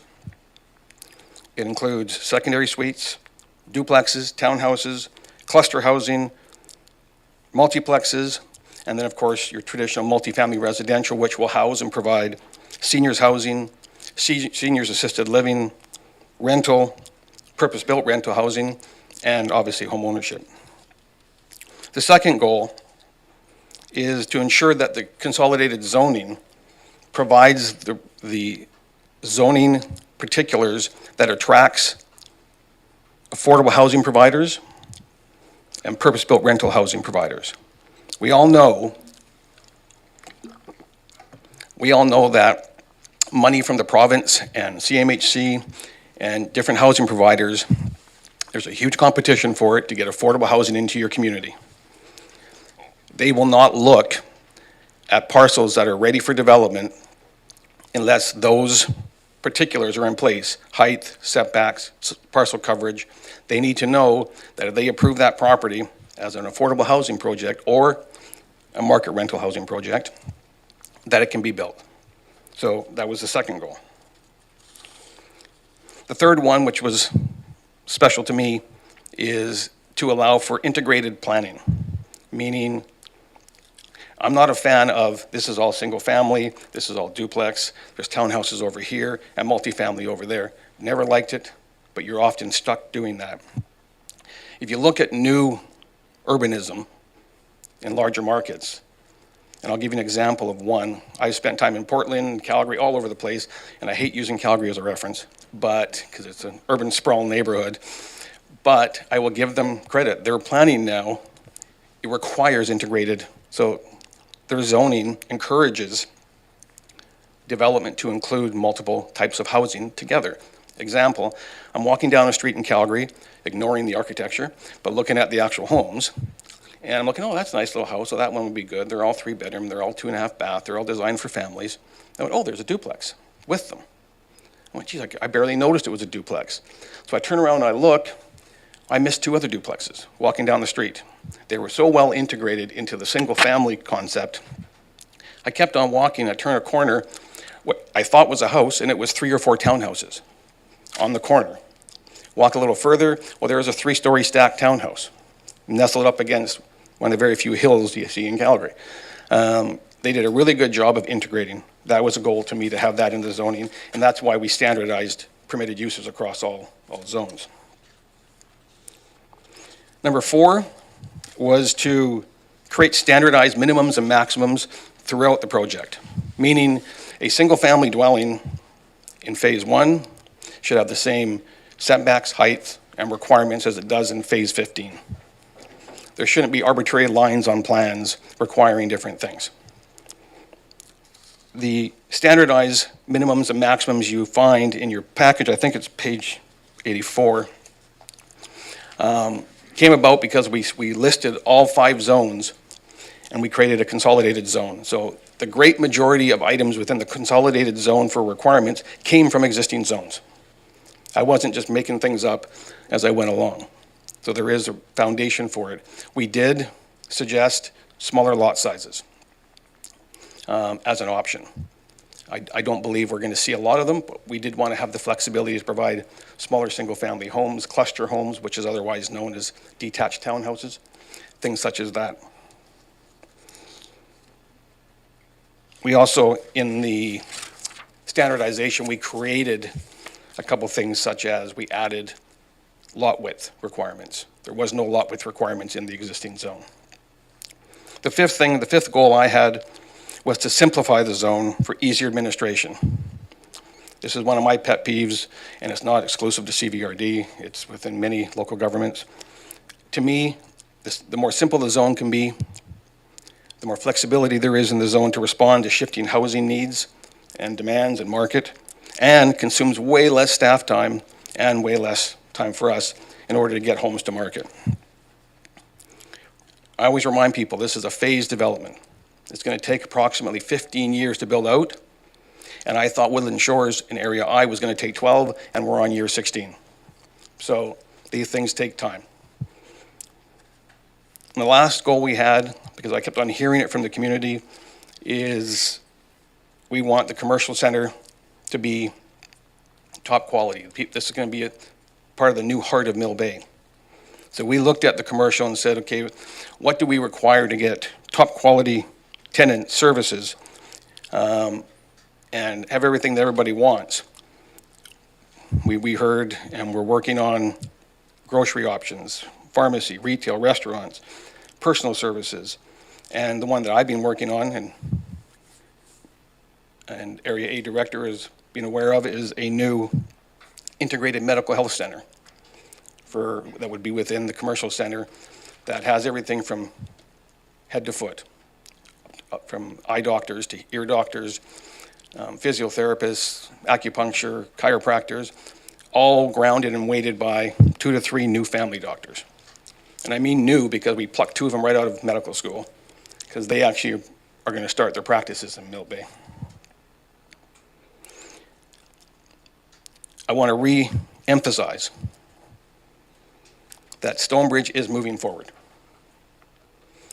It's not designed to be anything other than just the reality that we can't sit back and wait months and months and years to bring housing to the market. So Stonebridge is moving forward with or without the amendments. Obviously, we want the amendments. We think it makes a much stronger and much better product. The first phase is underway. It's in with Ministry of Transportation. CVRD has already provided their comments, and our civil engineers are already working on the civil design. We hope to break ground in about 2 to 3 months. We hope to see housing to the market spring next year. Now, I could go through a plethora of information and tweaks. I'm so deep in the weeds, I talk about it, and as Director Segal understands, I could talk forever about it. But what I thought is I'll answer some questions, because I'm sure you have lots. I did make some notes of some of the earlier questions that I can quickly talk to. Sewer, our current sewer capacity is approximately 400 to 460 residential units when you divide them between single family and the multiple family in phase 1. We are the largest financial contributor to the new Mill Bay sewer expansion. I think we're about 56% of the total cost we're paying for. It's about 1.7 or 1.75 million.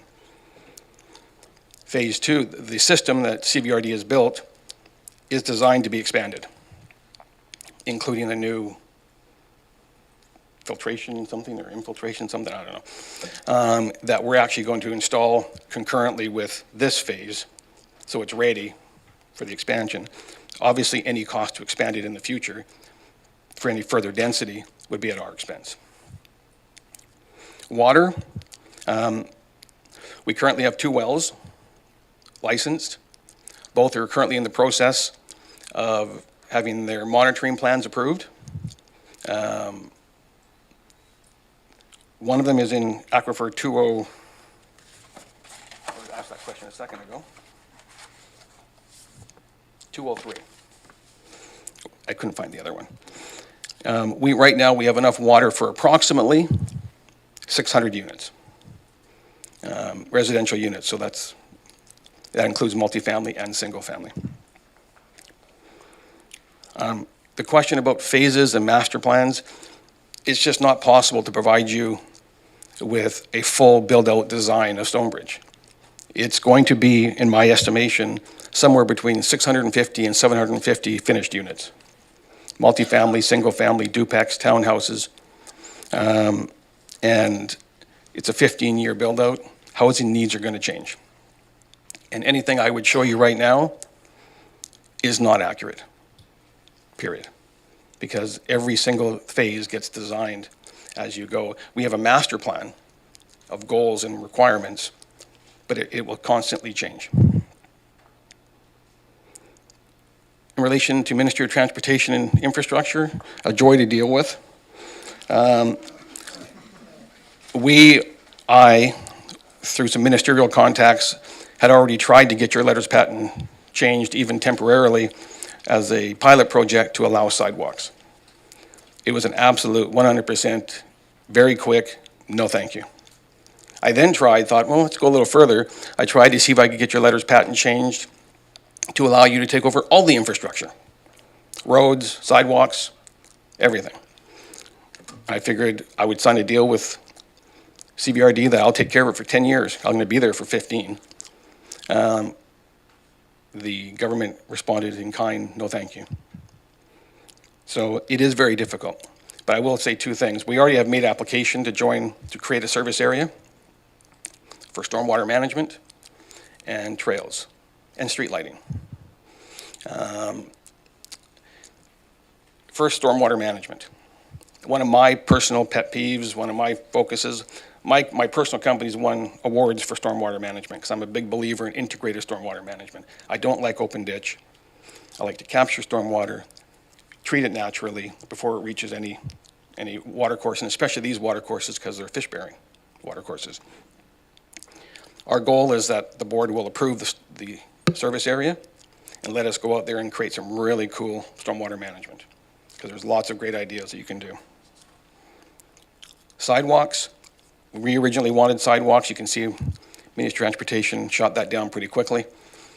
So we've now pivoted, and we have their agreement to let us do a detached, we have the main road coming through, we're calling it a connector road, but it has no other word right now. The connector road will have I believe it's a 3-meter multi-use functional trail that detached from the road with landscaping, but it'll follow the entire road all the way, and that'll be the primary pedestrian cycling connector. All other connections will be as well through trails, connecting through park strips, connecting along roads. The whole point of this community being that, yes, everybody uses their vehicle, and it's ridiculous to think otherwise. But when people get home, we want them to walk to the commercial center, walk to the park, ride their bike, do something like that. So we envision a very intertwined transportation strategy, not including vehicles. Drive-through, one part that was missed in Mr. Buchan's presentation, we were very specific. We wanted it to be an accessory use, not a primary use, meaning that we didn't want to have 2 standalone drive-throughs, and that's your commercial center. We want it to be part of a larger commercial center. Unfortunately, for some that don't like drive-throughs, they're a necessary evil if you want to attract the tenants and the quality of tenants that you want. We've proposed to limit it to 2 on that site, with the rest of it being all building, walk-up, walk-in. I could get into a lot of the pros and cons of drive-throughs, but I don't think I want to take you down that rabbit hole. And now I'm available for more questions. Thanks, that was very informative. I had Director Abbott first, but I think I'm going to go to the director for the area first. Thank you, Chair. Through you to Mr. Hopkins, thank you so much for that big update. I really appreciate the tweaks to the zoning. The big picture density fits with the MOCP, and this idea of integrated housing options. Right now, Mill Bay has some areas that are really fancy big homes where people who have a lot of money get to buy them, and then other places that are smaller or rentals, or like the community is very segregated. And I really like the idea of having a mix of single family, townhouses, duplexes, et cetera, all within, because I think that's a foundation to building a solid community. To my questions, I really thank you for giving the words to paper density versus practical density, because I feel like I've had so many questions around that. I do have the question, if you feel that there's really only the build out for 650 to 750 units, why the density cap of 1,000? Like, why that disparity? Well, we could cap it at what we calculate now, like at 950. But you understand, we can't just relinquish potential value in the lands, even if they're never realized. Until we actually finish, we don't know. We don't know what's coming in 13 years.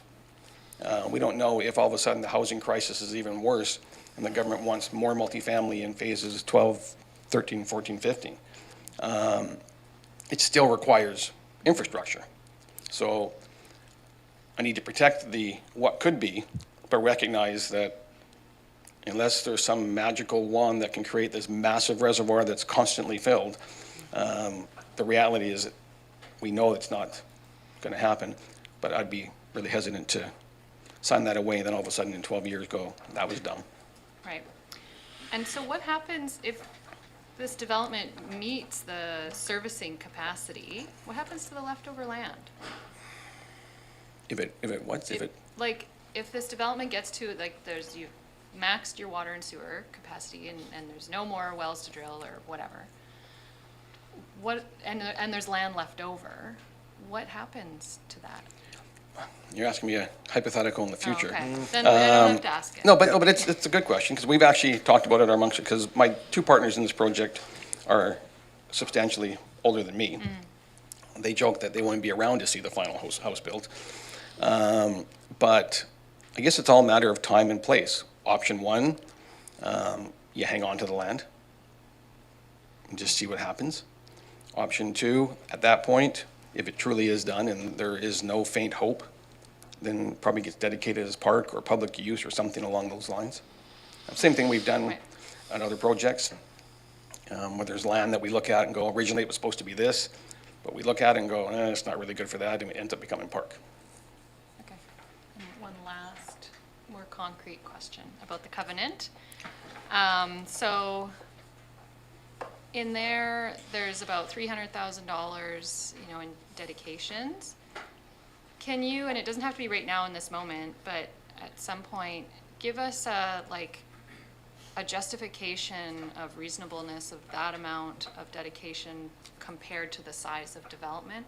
We don't have a community amenity contribution policy, but just to get for us to know that, we're getting a good deal with services that we'll need to provide. And so I also noticed that it's only dedicated to the park capital fund. What about recreation? What about fire? What are your thoughts on that? Speaking to the covenant, and actually Mr. Tippett's here, and he was one of the architects, I believe, of the zoning at Stonebridge. The theory behind it is that the $300,000 being collected was being collected to be spent on the part of Stonebridge that was not under covenant in relation to the park improvements. That was the theory behind it. As I said to the Park Commission, and I've said to planning staff, from just a parks perspective, I could spend that $300,000 in one park. And I'm going to be getting into areas, and once again, another rabbit hole, but I'll go down a little bit. The park plan that we have for Stonebridge is something that CBRD hasn't seen before. We've met with park staff, we've gone over it. I was a little disappointed that some of my original ideas I already have in practice already in CVRD, but we envision in every single phase having some type of active park. Whether it be your traditional tot lot with benches. We're big believers in multifunctional active parks. I don't care how big they are. It can be a tot lot with benches and basketball hoop. It can be a bunch of different things. If you look at the master plan concept, which is in your booklet, I don't know what page,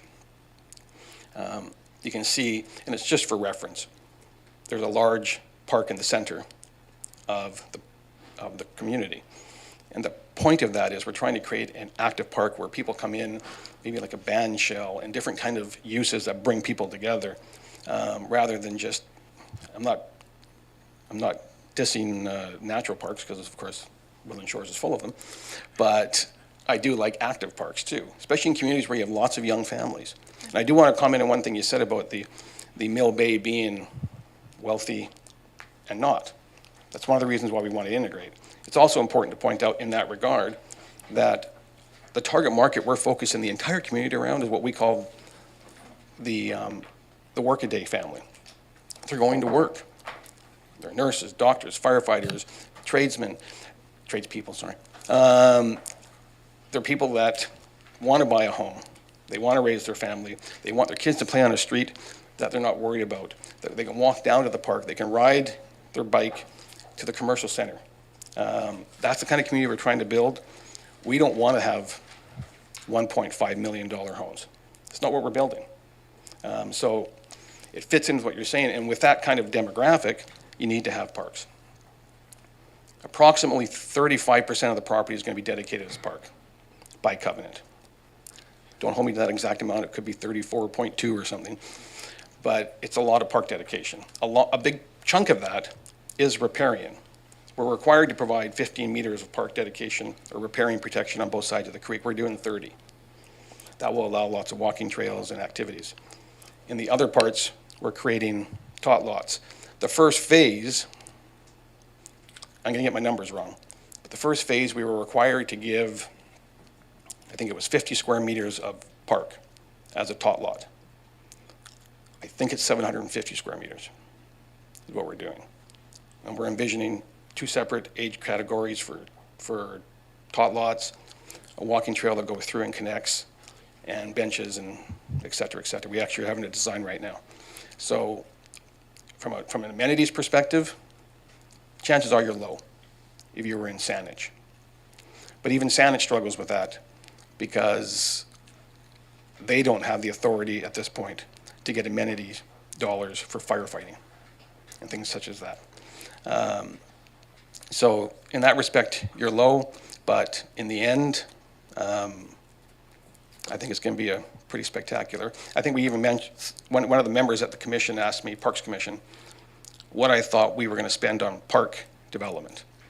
I said on park improvement, I figured somewhere between $1 million and $1.5 million is what's in our budget. Because that's what it's going to take to get the kind of parks that we want. That was a really long answer, wasn't it? Okay, thank you. But you did answer it all eventually. Thank you. And I thank Director Segal for the concrete question, and I just remind committee members that we don't have a resolution on the floor. This is questions for the applicant, and we'll have an opportunity when we've had our questions answered to entertain a resolution and make any comments around this application, any direction we want to give to staff at that time. Got Director Abbott, Acton, and Wilson. Director Abbott, go ahead. Thank you, Chair.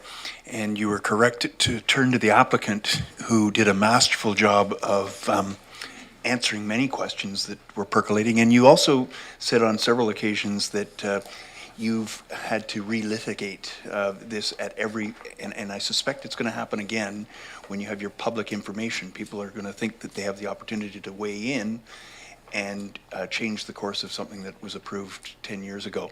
So, and I think you've done, again, a masterful job of demonstrating how this is going to be phased. What goes up in 15 years from now is could be different. I would, if I may suggest, hopefully we can have at the public information more of a vision in advance, so that people, what they're going to be asking. And again, I guess you've addressed the water, you've addressed the sewage, which were my concerns. The latter concern I had would be about infrastructure such as a highway and schools. You need not answer now, but it's something that to be prepared for that public information. Well, I can't speak to the schools, but I can speak to the highways, because once again, the joyful relationship that we have, we've been working with them now for 6 months on off-site improvements. Luckily, since Stonebridge has been around for a while, we're not really recreating the wheel when it comes to the improvements that are required, that we believe are required, because this has already been documented through studies at least twice. So we were able to dust those off, update them with our consultants, and we've now met with highways three or four times. We did something, and once again, everybody's got their process. We first went to highways with a total build-out calculation on traffic pattern, saying, hey, we don't care what phase one's going to be. It's going to be 750 units.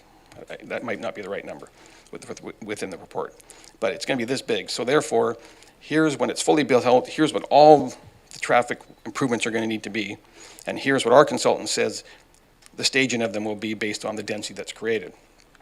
What do you think? They said, we can't process that. They said, you need to put in an application first. So, okay, we put in first phase application. They said, well, your traffic assessment's based on 700, but your first phase is only 36.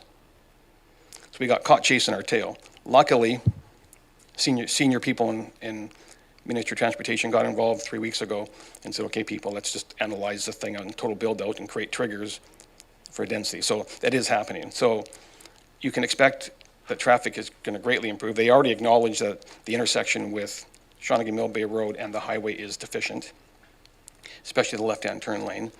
There's concerns about safety in relation to Barrie Road and Shawnigan Mill Bay Road with the school. And then I won't even talk about the fiasco over on Duluth and the highway. So our focus, of course, because most of the traffic's coming out on the Shawnigan Mill Bay Road, is those areas. You can expect Shawnigan Mill Bay Road to be improved, a controlled intersection at Barrie Road and Shawnigan Mill Bay Road, and improvements to the intersection and the left-hand hold lane that goes across the bridge. So that's all in there. What they actually decide when it happens, that's in their purview. I've got Director Acton next. Thank you, Chair. So yeah, we're very aware that we're not re-litigating this, but, and I just wanted to add that the whole community and surrounding communities are looking forward to this developing at some point. So, but my concerns are just, I would like it to be a nice community, not, I've seen a lot of errors, way more poor development than good development. So, you know, it's nothing personal. Well, I'm taking it personal. And you got the Riz. Hey, I got a teenager. Had to throw that in. It means you have charisma. But, you know, we still want to see, is it going to look nice? So you talked about 6 goals, so I got 6 goals for a nice community. We want it to look nice. So that's, and you are here asking for something. So these are just things we're asking for. And the walkability, I think, is number 2. And, you know, your path sounds really great, and it would be great to have them on the side streets too. Because you want to have a 6-year-old kid that you can say, yeah, you can walk to the park by yourself and with the neighbor's kid. And not have, like in Shawnigan Heights, where there's nowhere to walk and the kids are walking on the street and the street's this narrow.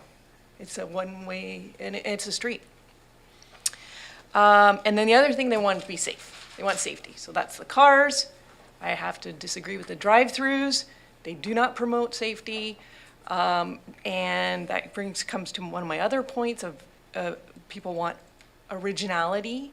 Drive-throughs are the farthest thing. And the demographics, don't kid yourself. These are all going to be $1 million homes, whether they're a townhouse or, oh yeah, or whatever. So originality, and unless they're going to be subsidized by the BC government, then some of them won't be. And then community spaces is really important, and you talked about some of that. So that's what some of the questions were before. And number 6, diversity. So that's a bit of the housing, and I would say drive-throughs is not diversity. It's so unoriginal, and there's already drive-throughs a little bit ways up that don't give anything to a vibrant community. So I don't think there's a question in there. I had a couple questions in there. Yeah. First of all, respectfully, you're wrong about the values. I know what the first homes are going to come on at in spring 2025. And they're going to be around 850 to 875. So our goal is to keep them well under $1 million. I can't guarantee they're going to stay there, obviously, because the market, I can't control the market. But our goal is to come in lower. And if your single-family home is at 850, 875, well, then you can do the basic math in relation to what a townhouse will be worth, what a cluster house will be worth, and what a condo will be worth. But in all my projects, and Councillor Deck, I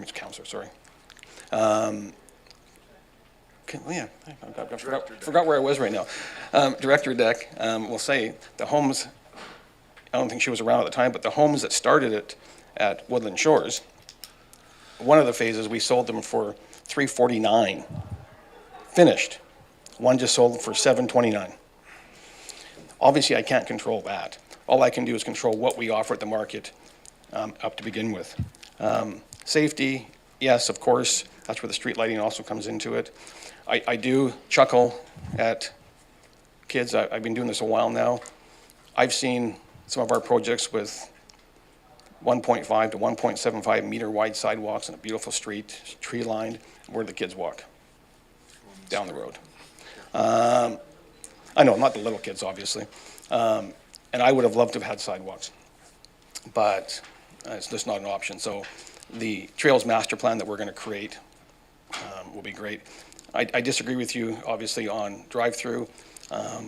I do agree with you, actually, if it's a standalone drive-through like you do have in Cobble Hill and Mill Bay.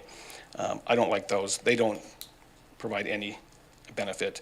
But I know directors that use drive-through because they have kids and they're pulling in to get a coffee. As opposed to dragging their two rugrats out, they'll go through the drive-through. The American Disabilities Association encourages at least one drive-through per commercial center for people with disabilities. And drive-throughs aren't limited to restaurants. Pharmacies are now doing drive-throughs, primarily because of the experience during COVID.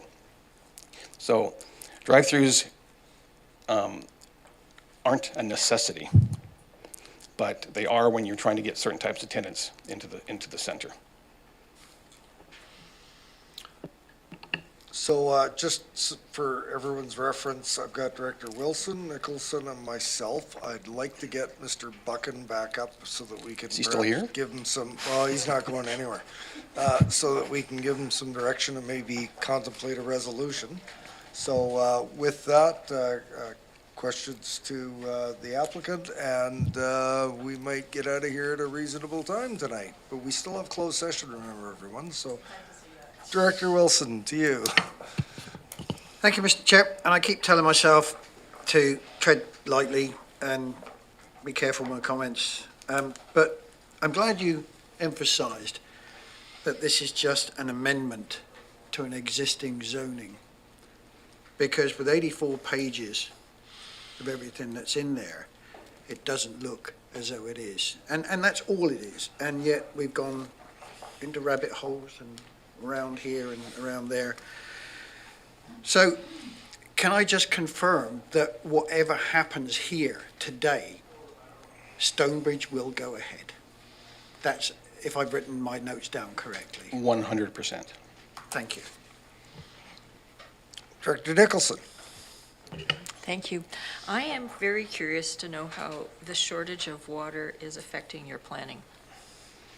Well, it definitely affected the planning with my partners before I got involved, because they got caught in the change in legislation.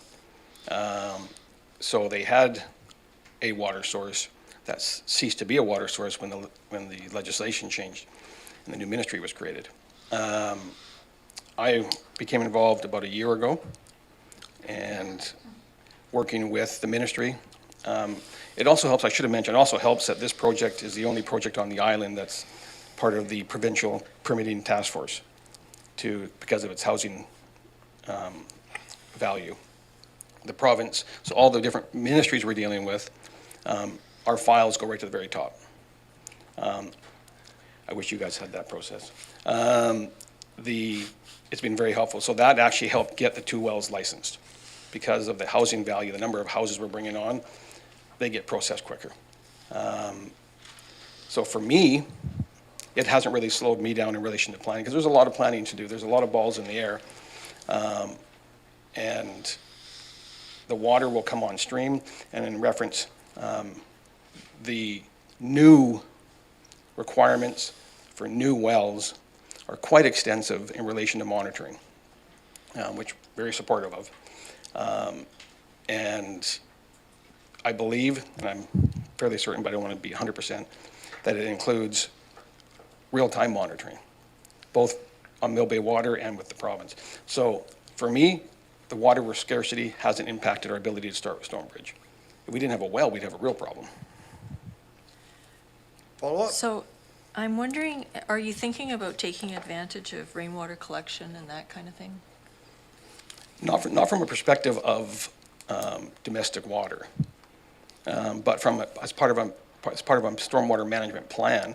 I'm a big believer, and I don't think anybody from, Sonny's still here. He knows that a couple of our phases in Woodland Shores, we chose natural recharge of stormwater as part of our stormwater management plan. So we try to do that. We don't necessarily collect it for use because it's just, for us, it's just as important for that water to get back into the ground to once again help the aquifers. And once again, we are relatively close, we are very close to water courses. So we want to try to maintain the zero net increase, zero net decrease of stormwater. So I'm just thinking about the fact that the climate is going to continue to change and water scarcity might become an even bigger issue down the road. So it seems like we should be thinking about building to capture rainwater and use it in our toilets and so forth, which the Province apparently just allows now. Yeah, they do. They also allow it for capture outside for outdoor uses. The water scarcity is one that, once again, Director Deck may know.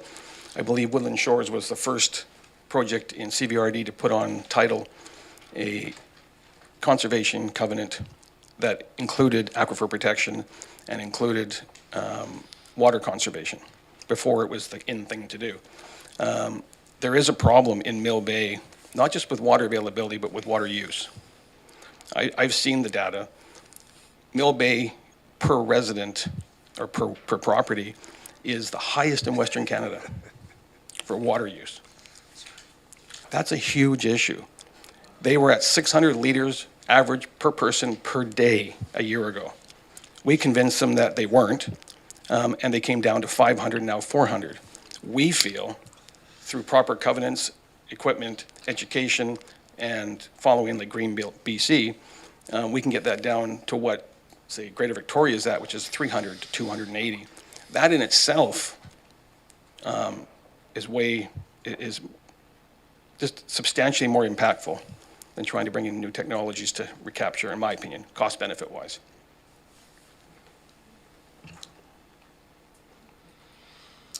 So I think I'm the last on the list, and I'm going to sort of do a rapid fire, but it's Okay. really the last question that is most important. I just want to raise, like, I just did quick math.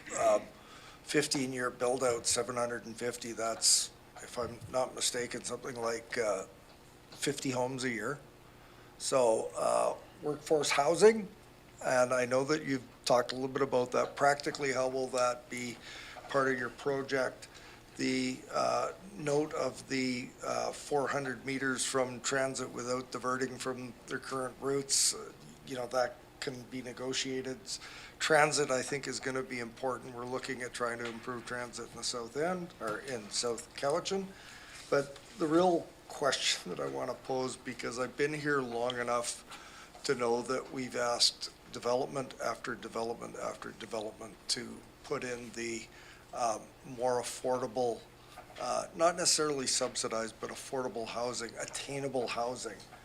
And I think in 10 years, will Cowichan Green Community built more affordable housing in one development than we'd achieved as a whole region. So how are you going to ensure that we're going to have that mix, that the working folk you talk about are going to be able to get in, maybe not necessarily in phase one, but throughout all the phases of your project? Assurance is a strong word. Having the ability is where we start. Having that flexibility to do it without having to, no offense, be in a process for a year to bring some housing to the market is important. To correct you on this, you're somewhat right about the 50 a year, but it's really not that. It's actually less. It's about 42 a year. But in the first phase, it's probably 200 a year, because the first phase is located near the commercial. It's located near Shawnigan Mill Bay Road. So we're trying to make sure the first phase has hopefully an affordable rental, hopefully a purpose-built rental, hopefully a market building, and the seniors' care. That's where we want them centered, so they're close to transit. Really, beyond that, it's up to us to make sure, and up to me, to make sure that what I'm saying to you is what happens. If it doesn't, there will be a reason for it, and I have no problem updating. I have lots of relationships with other municipalities where I come in and give them updates informally. Here's where we're at. We can't do this. We can do that. The thing about transit, we did meet with transit just recently, actually, and somebody from CVRD that does transit too. There's really not a lot we can do for transit. We've offered to upgrade the transit facilities next to the property because they're kind of sad. There's no cover, there's no anything. I know you guys took out some in Duncan because of homeless population. I don't think we're going to have that problem in Mill Bay. So all the things we're all talking about are all part of the plan. But I do want to, it brings it back to the relitigation comment. half of the comments we're talking about right now really have nothing to do with the amendment. When you actually look at the consolidated zoning and what we're actually amending, it's really nothing to do with what we're talking about. These are all project questions, and they're all good project questions. But as we stand today, they're great suggestions. I'm not going to walk into a relationship with a bunch of shackles that I don't have today. But I can guarantee you, when it comes to affordable housing and purpose-built rental housing, I can guarantee you, without the amendments, we're not going to have it. It just won't work. And even with the house pricing, if we're stuck at 450 square meters minimum, Director Acton's correct. It's going to be hard to keep those under $1 million. I think 450 square meters is going to be the average lot size. But I think you're going to see some down around 350, 300, 400. You'll see some like on cul-de-sacs up to 600, 800.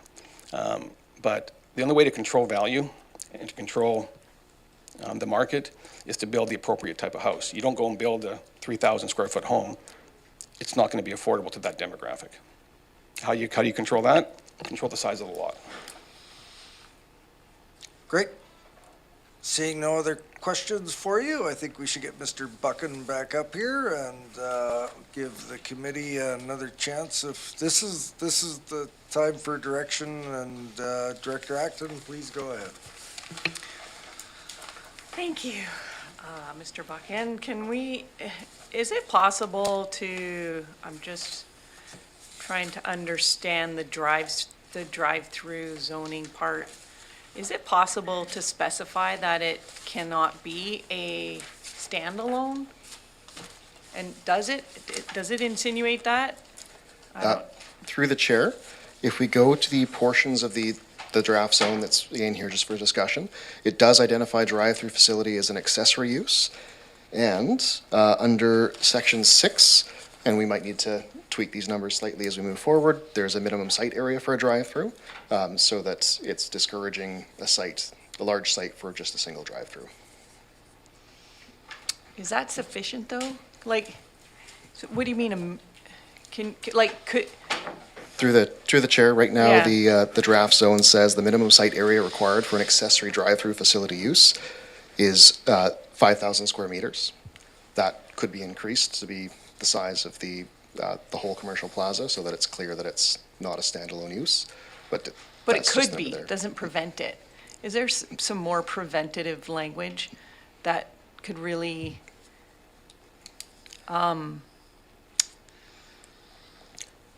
Through the chair, I don't have the additional preventative language on the stand right now, but I can certainly look into that and have that come forward for when this moves forward at the next stage. that would be, well, I think it's really important because we know what it's like when we have to defend our zoning, and those sound like you could technically get around it. Well, can you read the first one again? With respect to the minimum lot size, Yeah, no, that drive-throughs are an accessory permitted yes, use? the accessory part. So then that, to me, could be a standalone too, because we have accessory buildings that stand alone. Yep, so in theory, that is correct. It could be a standalone use. Yeah. It would be a standalone as accessory to a principal use on a site of 0.5 hectares or larger. Now, that number is subject to change, and we can certainly change it as it moves forward.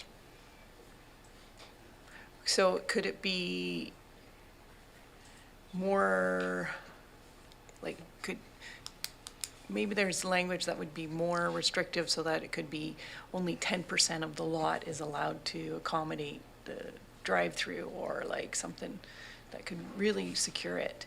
Because no offense to our developer, but he's not going to be the company. You're going to sell the lot and eventually it's going to get developed. Or, okay, so you're going to contract a commercial use, and, you know, it may change.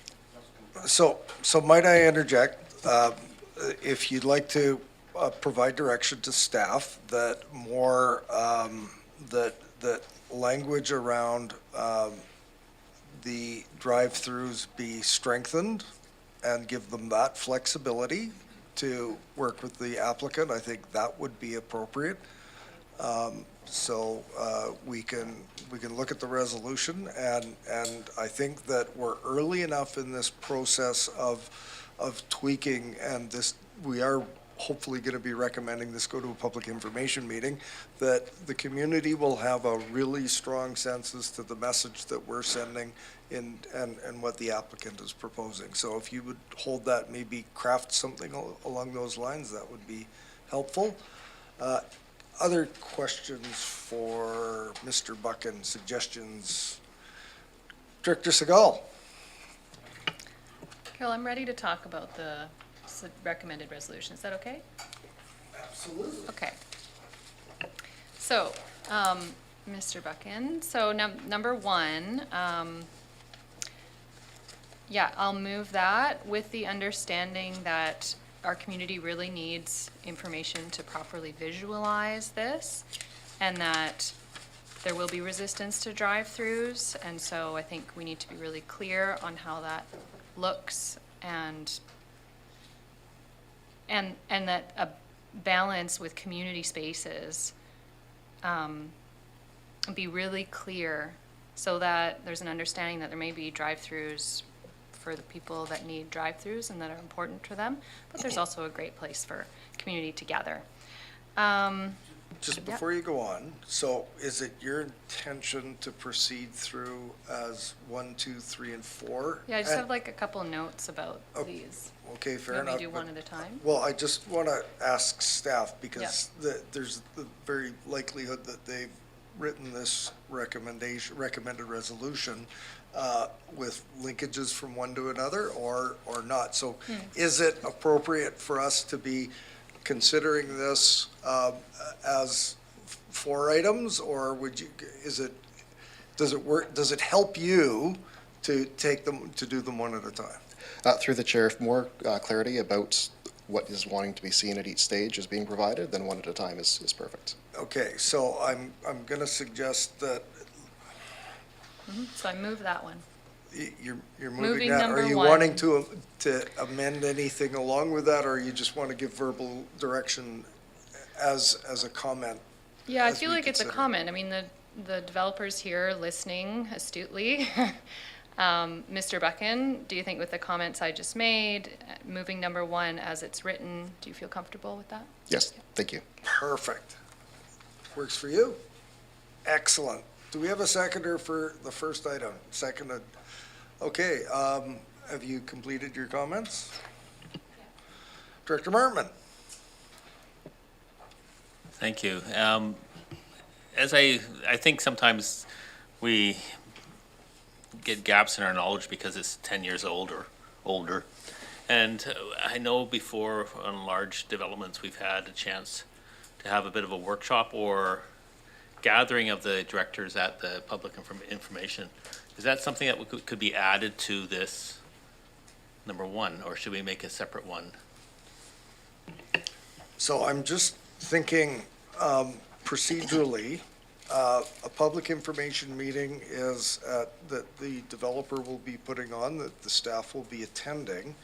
I think to be perfectly on-side and maintain our role, I would recommend against having some sort of formal suggestion like that. I would highly recommend that we all attend the public information meeting, but I think it would be inappropriate to have some sort of resolution indicating that all of us will be assembling just because of the potential of it being considered a meeting. Does that make sense? Thank you. And for further question, Director Martman, back to Director Segal on number 1. Yeah, speaking to the motion, I really need community input to be able to move forward.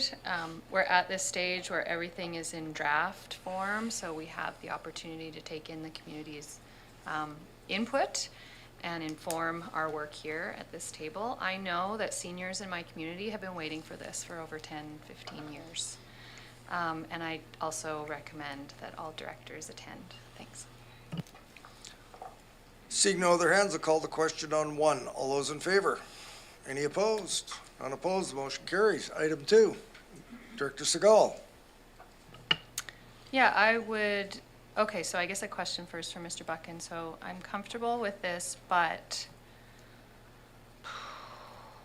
I would like staff to look at alternatives to just the Parks Capital Fund. I just, in hearing the developer talk about, $1.5 million going towards parks already in the Stonebridge budget, I might want to think about the recreation center that is already needing a big improvement. So with increase in our community, we really will need recreation supports, as well as support for our fire halls. So if staff can look into those avenues. So do I need to add something to this? Through the chair, I think we can have those conversations and see what options are available and bring those forward at the meeting. Okay, great. Then I'd move number 2. Is there a seconder? Moved and seconded. Any discussion? Director Wilson. Yeah, thank you, Mr. Chair. And Director Segal makes a good point here, because I've come up against the same problem where a developer is making a sizable contribution towards the amenities, and yet it has to go into this one fund. So it's very, very inflexible. So I think to be able to get that flexibility, not just in Area A, but in Area C, as Neil says, would be great. Thank you. Not sure how to deal with that one. Yeah, let's just vote on the wording in number 2 there, please. All those in favor? Any opposed? Motion carries. Number 3, Director Segal. Oh, and you know what? We haven't had Ms. Harrison reading these out as we go along, but everybody knows what they are. So number 3, Director Segal. Yeah, number 3, so my question on that one is what was mentioned in your report with regards to the utilities, the streetlights, the roadside path, and the stormwater management. That's a separate report that's already coming. Do you need direction on that? Yep. Through the chair, I understand that is something that's being submitted with the Utilities Division, so that will be coming forward separately regardless. Yeah, and so this recommendation is just waiting for the MOTI comments. So I would move that. Is there a seconder? Moved and seconded. Any discussion on number 3? Does anybody need it read out? Call the question. All those in favor? Any opposed? None opposed, motion carries. Number 4, Director Segal. So this one in your report, it's mentioned that you'd like direction around budget, is that right? And Sorry, motion 4 is that staff provide a report to the EASC regarding potential amendments to development permit area guidelines for form and character. So if that is approved, then we would come back with a separate report detailing options to amend and update some of the guidelines. right, so this sounds like a big one, is that right? It's as big as the board would like it to be. Oh, okay, so you're just gonna bring us the options. I would move that. And it's seconded. Any discussion on this? In regards to number 4, yep. Yeah. So Mike? how much information should we expect on the form and character? And where will you get your influence from? Through the chair, I'd have to touch base with some of my colleagues about this exercise because it wouldn't be strictly a Stonebridge one. We have received referral comments and comments at APC and PAC that are potentially relevant for development permit area guidelines. So it would just be taking a view of what we presently have and speaking to those opportunities for updates. Do you have a follow-up? Yes, so we couldn't, there's no opportunity to kind of have design guidelines just for this development? Yeah, through the chair, the intent of this item is for staff to bring forward a report regarding potential amendments to our guidelines in general, some of which would be informed by this development. Others is just because we're opening up those guidelines and looking at them. So is that no? Do you know, should I ask my Well, question again? I know what you're asking, and I think that the report, as it pertains to this, will be informed by what the applicants are hoping to put forward in form and character, and that will be coming back. So, you But know, it will be coming back more as, just as an information, correct? It won't be making any decisions on forming. So this is an information report that would come back, and then the board could decide next steps. I'll just wait and see then, thank you. okay. Did we have this moved and seconded? We did, yes. Ms. Charolf? Thank you, Mr. Chair. So I believe the applicant had expressed some concerns with the development permit guidelines applicable to their proposed development, but we've separately flagged issues with some of the form and character guidelines that we have that apply obviously broadly to all electoral areas. So it's in our interest to look at that. And so we'll bring back a report which includes a proposal as to how we'll go about making those amendments and what, you know, consultation might occur with advisory planning commissions, et cetera. So that's to come, but we wanted to sort of detach that from this application because it has broad implications. Thank you. Seeing no hands in the air, 4 has been moved and seconded. All those in favor? Any opposed? Not opposed, the motion carries. Is there a 5? Do I need 5 for my? And what were you wanting to add, Director Acton? I was going to add that staff works with the applicant in defining a more descriptive language around drive-throughs. Or like, I was using the word restrictive, but that's. In the zoning, because this is a comprehensive zoning, we can actually define exactly what kind of drive-throughs are permissible. So for staff to work with the applicant in defining that better. Is that good enough? I'm gonna look over to her first. Ms. Harrison, did you get that? Ish. We can review the recording afterwards. So, could you read it again? That staff work with the applicant in defining a more descriptive, allowable use for drive-throughs. Do we have a second? Moved and seconded. Any further discussion? Seeing none. All those in favor? Any opposed? None opposed, the motion carries. Mr. Buchan, have you got, Director Nicholson. Thank you. So I am wondering if we need a number 6 that is about staff providing a report to EASE regarding potential amendments to development permit guidelines for water conservation. I am very concerned about moving into the future without doing all we can to make sure the builds have, you know, conserve water as much as possible and so forth. Does that make sense, or? Through the chair, yes, I understand what you're saying. So you could add that as another item to consider. So it's not just for forming character, but also for water conservation.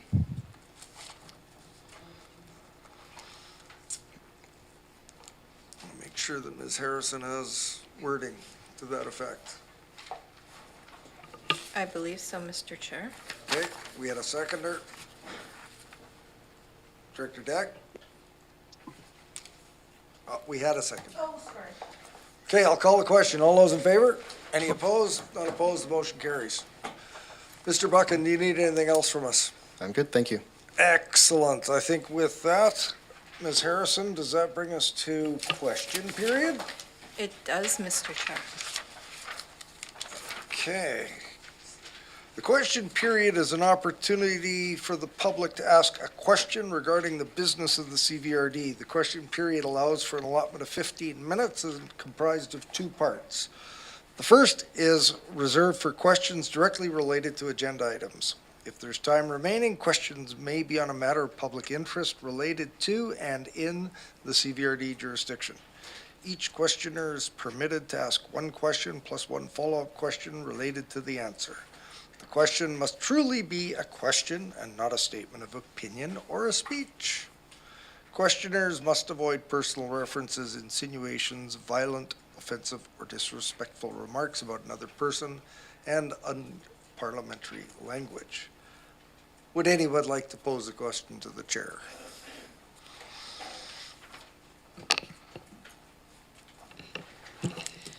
Good afternoon, Mr. Chair and fellow directors. My name is Susan Kaufman, and I'm from Salem. Thank you for the reminder, Director Abbott. It's been a long afternoon already, full of information. When I look at an application such as Stonebridge, I'm really concerned. This is going into a 30-year project, and from what I heard today, 15 years, nothing happened. So my question to you, Mr. Chair, is when it comes to the amenities, because not just at this project, but a lot of projects that come forward to you, when the build-out doesn't happen within a certain time frame or it changes hands, amenities is one of the things that gets lost. And that's the amenity to the community. So what can the CVRD do to ensure a more timely fulfillment?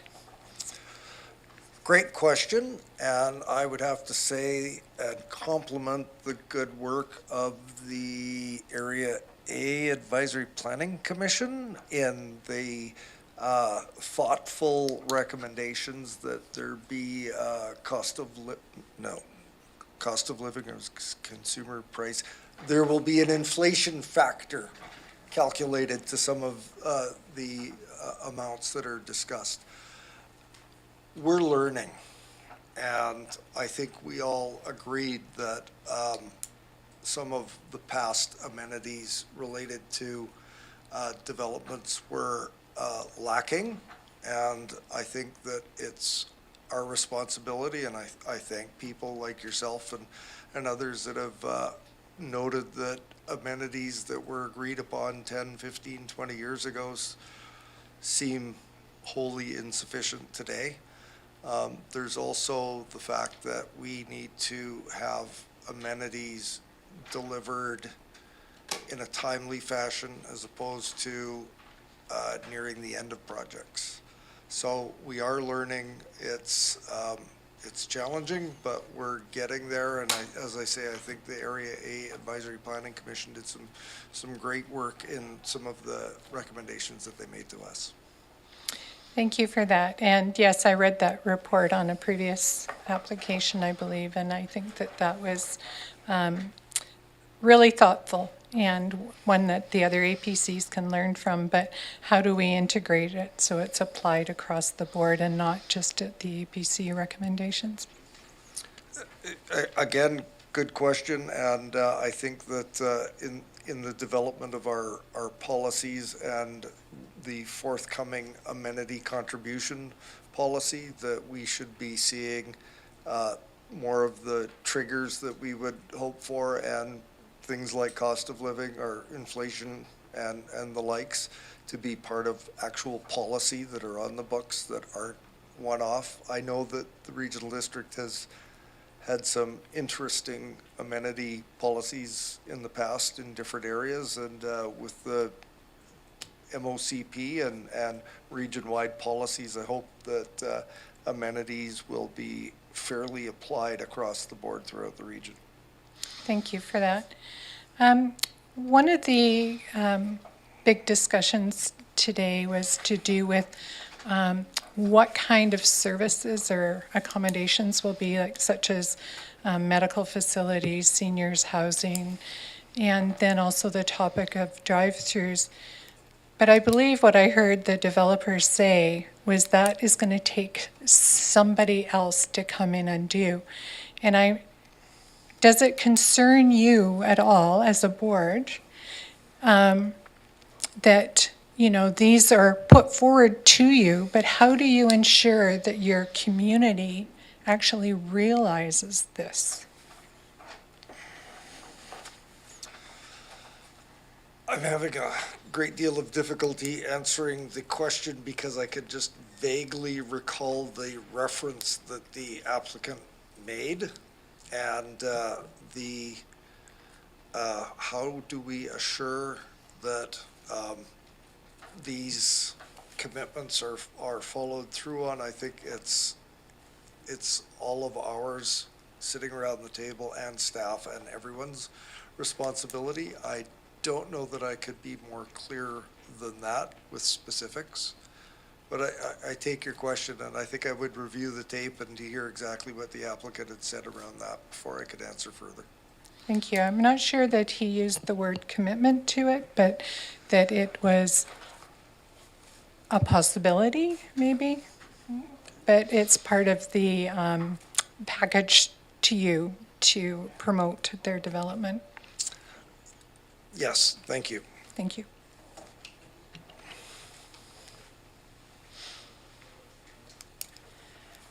Thank you, Mr. Chair. Kim Bernard, Shawnigan Lake. I have a question about the drive-through proposed amenities or features in the Stonebridge development. It seems to me that this will be addressed at the public information session, but I'm wondering if there's an opportunity to capture the audience that this would be directed at, which is people passing through Mill Bay. So Mill Bay is considered a bit of a stop for services after you've crossed the Malahat and you're heading into the Cowichan Valley, let's say. So would there be an opportunity to advertise this in a billboard format at the site itself so that people passing through would know that they could contribute maybe online in a survey or opportunity? So not just residents of Mill Bay, but actual users of potential drive-throughs? I'm delaying because I'm scanning my memory banks as to what the advertising and communications policy is around public information meetings that are organized by the applicant. So I will have to get back to you as to what the actual requirements are. I can certainly, we can through staff recommend items such as that as far as their plans for outreach. Thank you very much, Mr. Chair. Thank you. Ms. Kaufman, you want round two?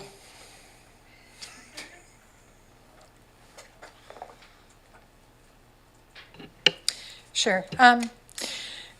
I would agree, being a Malahat traveler for many years myself, the backup at Shawnigan Mill Bay Road, so and there's a question here, sorry, backs up into the fast lane, so that's really important. When you add a drive-through in for that, it's going to create more of a problem. So is it possible to have that part of the MOTI process? I'm pretty sure, and well, no, let's rephrase that. MOTI is responsible for reviewing the traffic impact study that will be done. And with the proposal of there being a maximum of 2 drive-throughs, I would expect that to be part of their consideration. A 2-way left turn lane on Shawnigan Mill Bay Road would be awesome. Thank you. Thank you for that. Ms. Harrison, we need to resolve into closed session, do we not? That is correct. Oh, your mic's off. That is correct, Mr. Chair. The recommendation before you is that the meeting be closed to the public in accordance with Community Charter Part 4, Division 3, Section 90, subsections, I got to turn the page, 1E. Fantastic.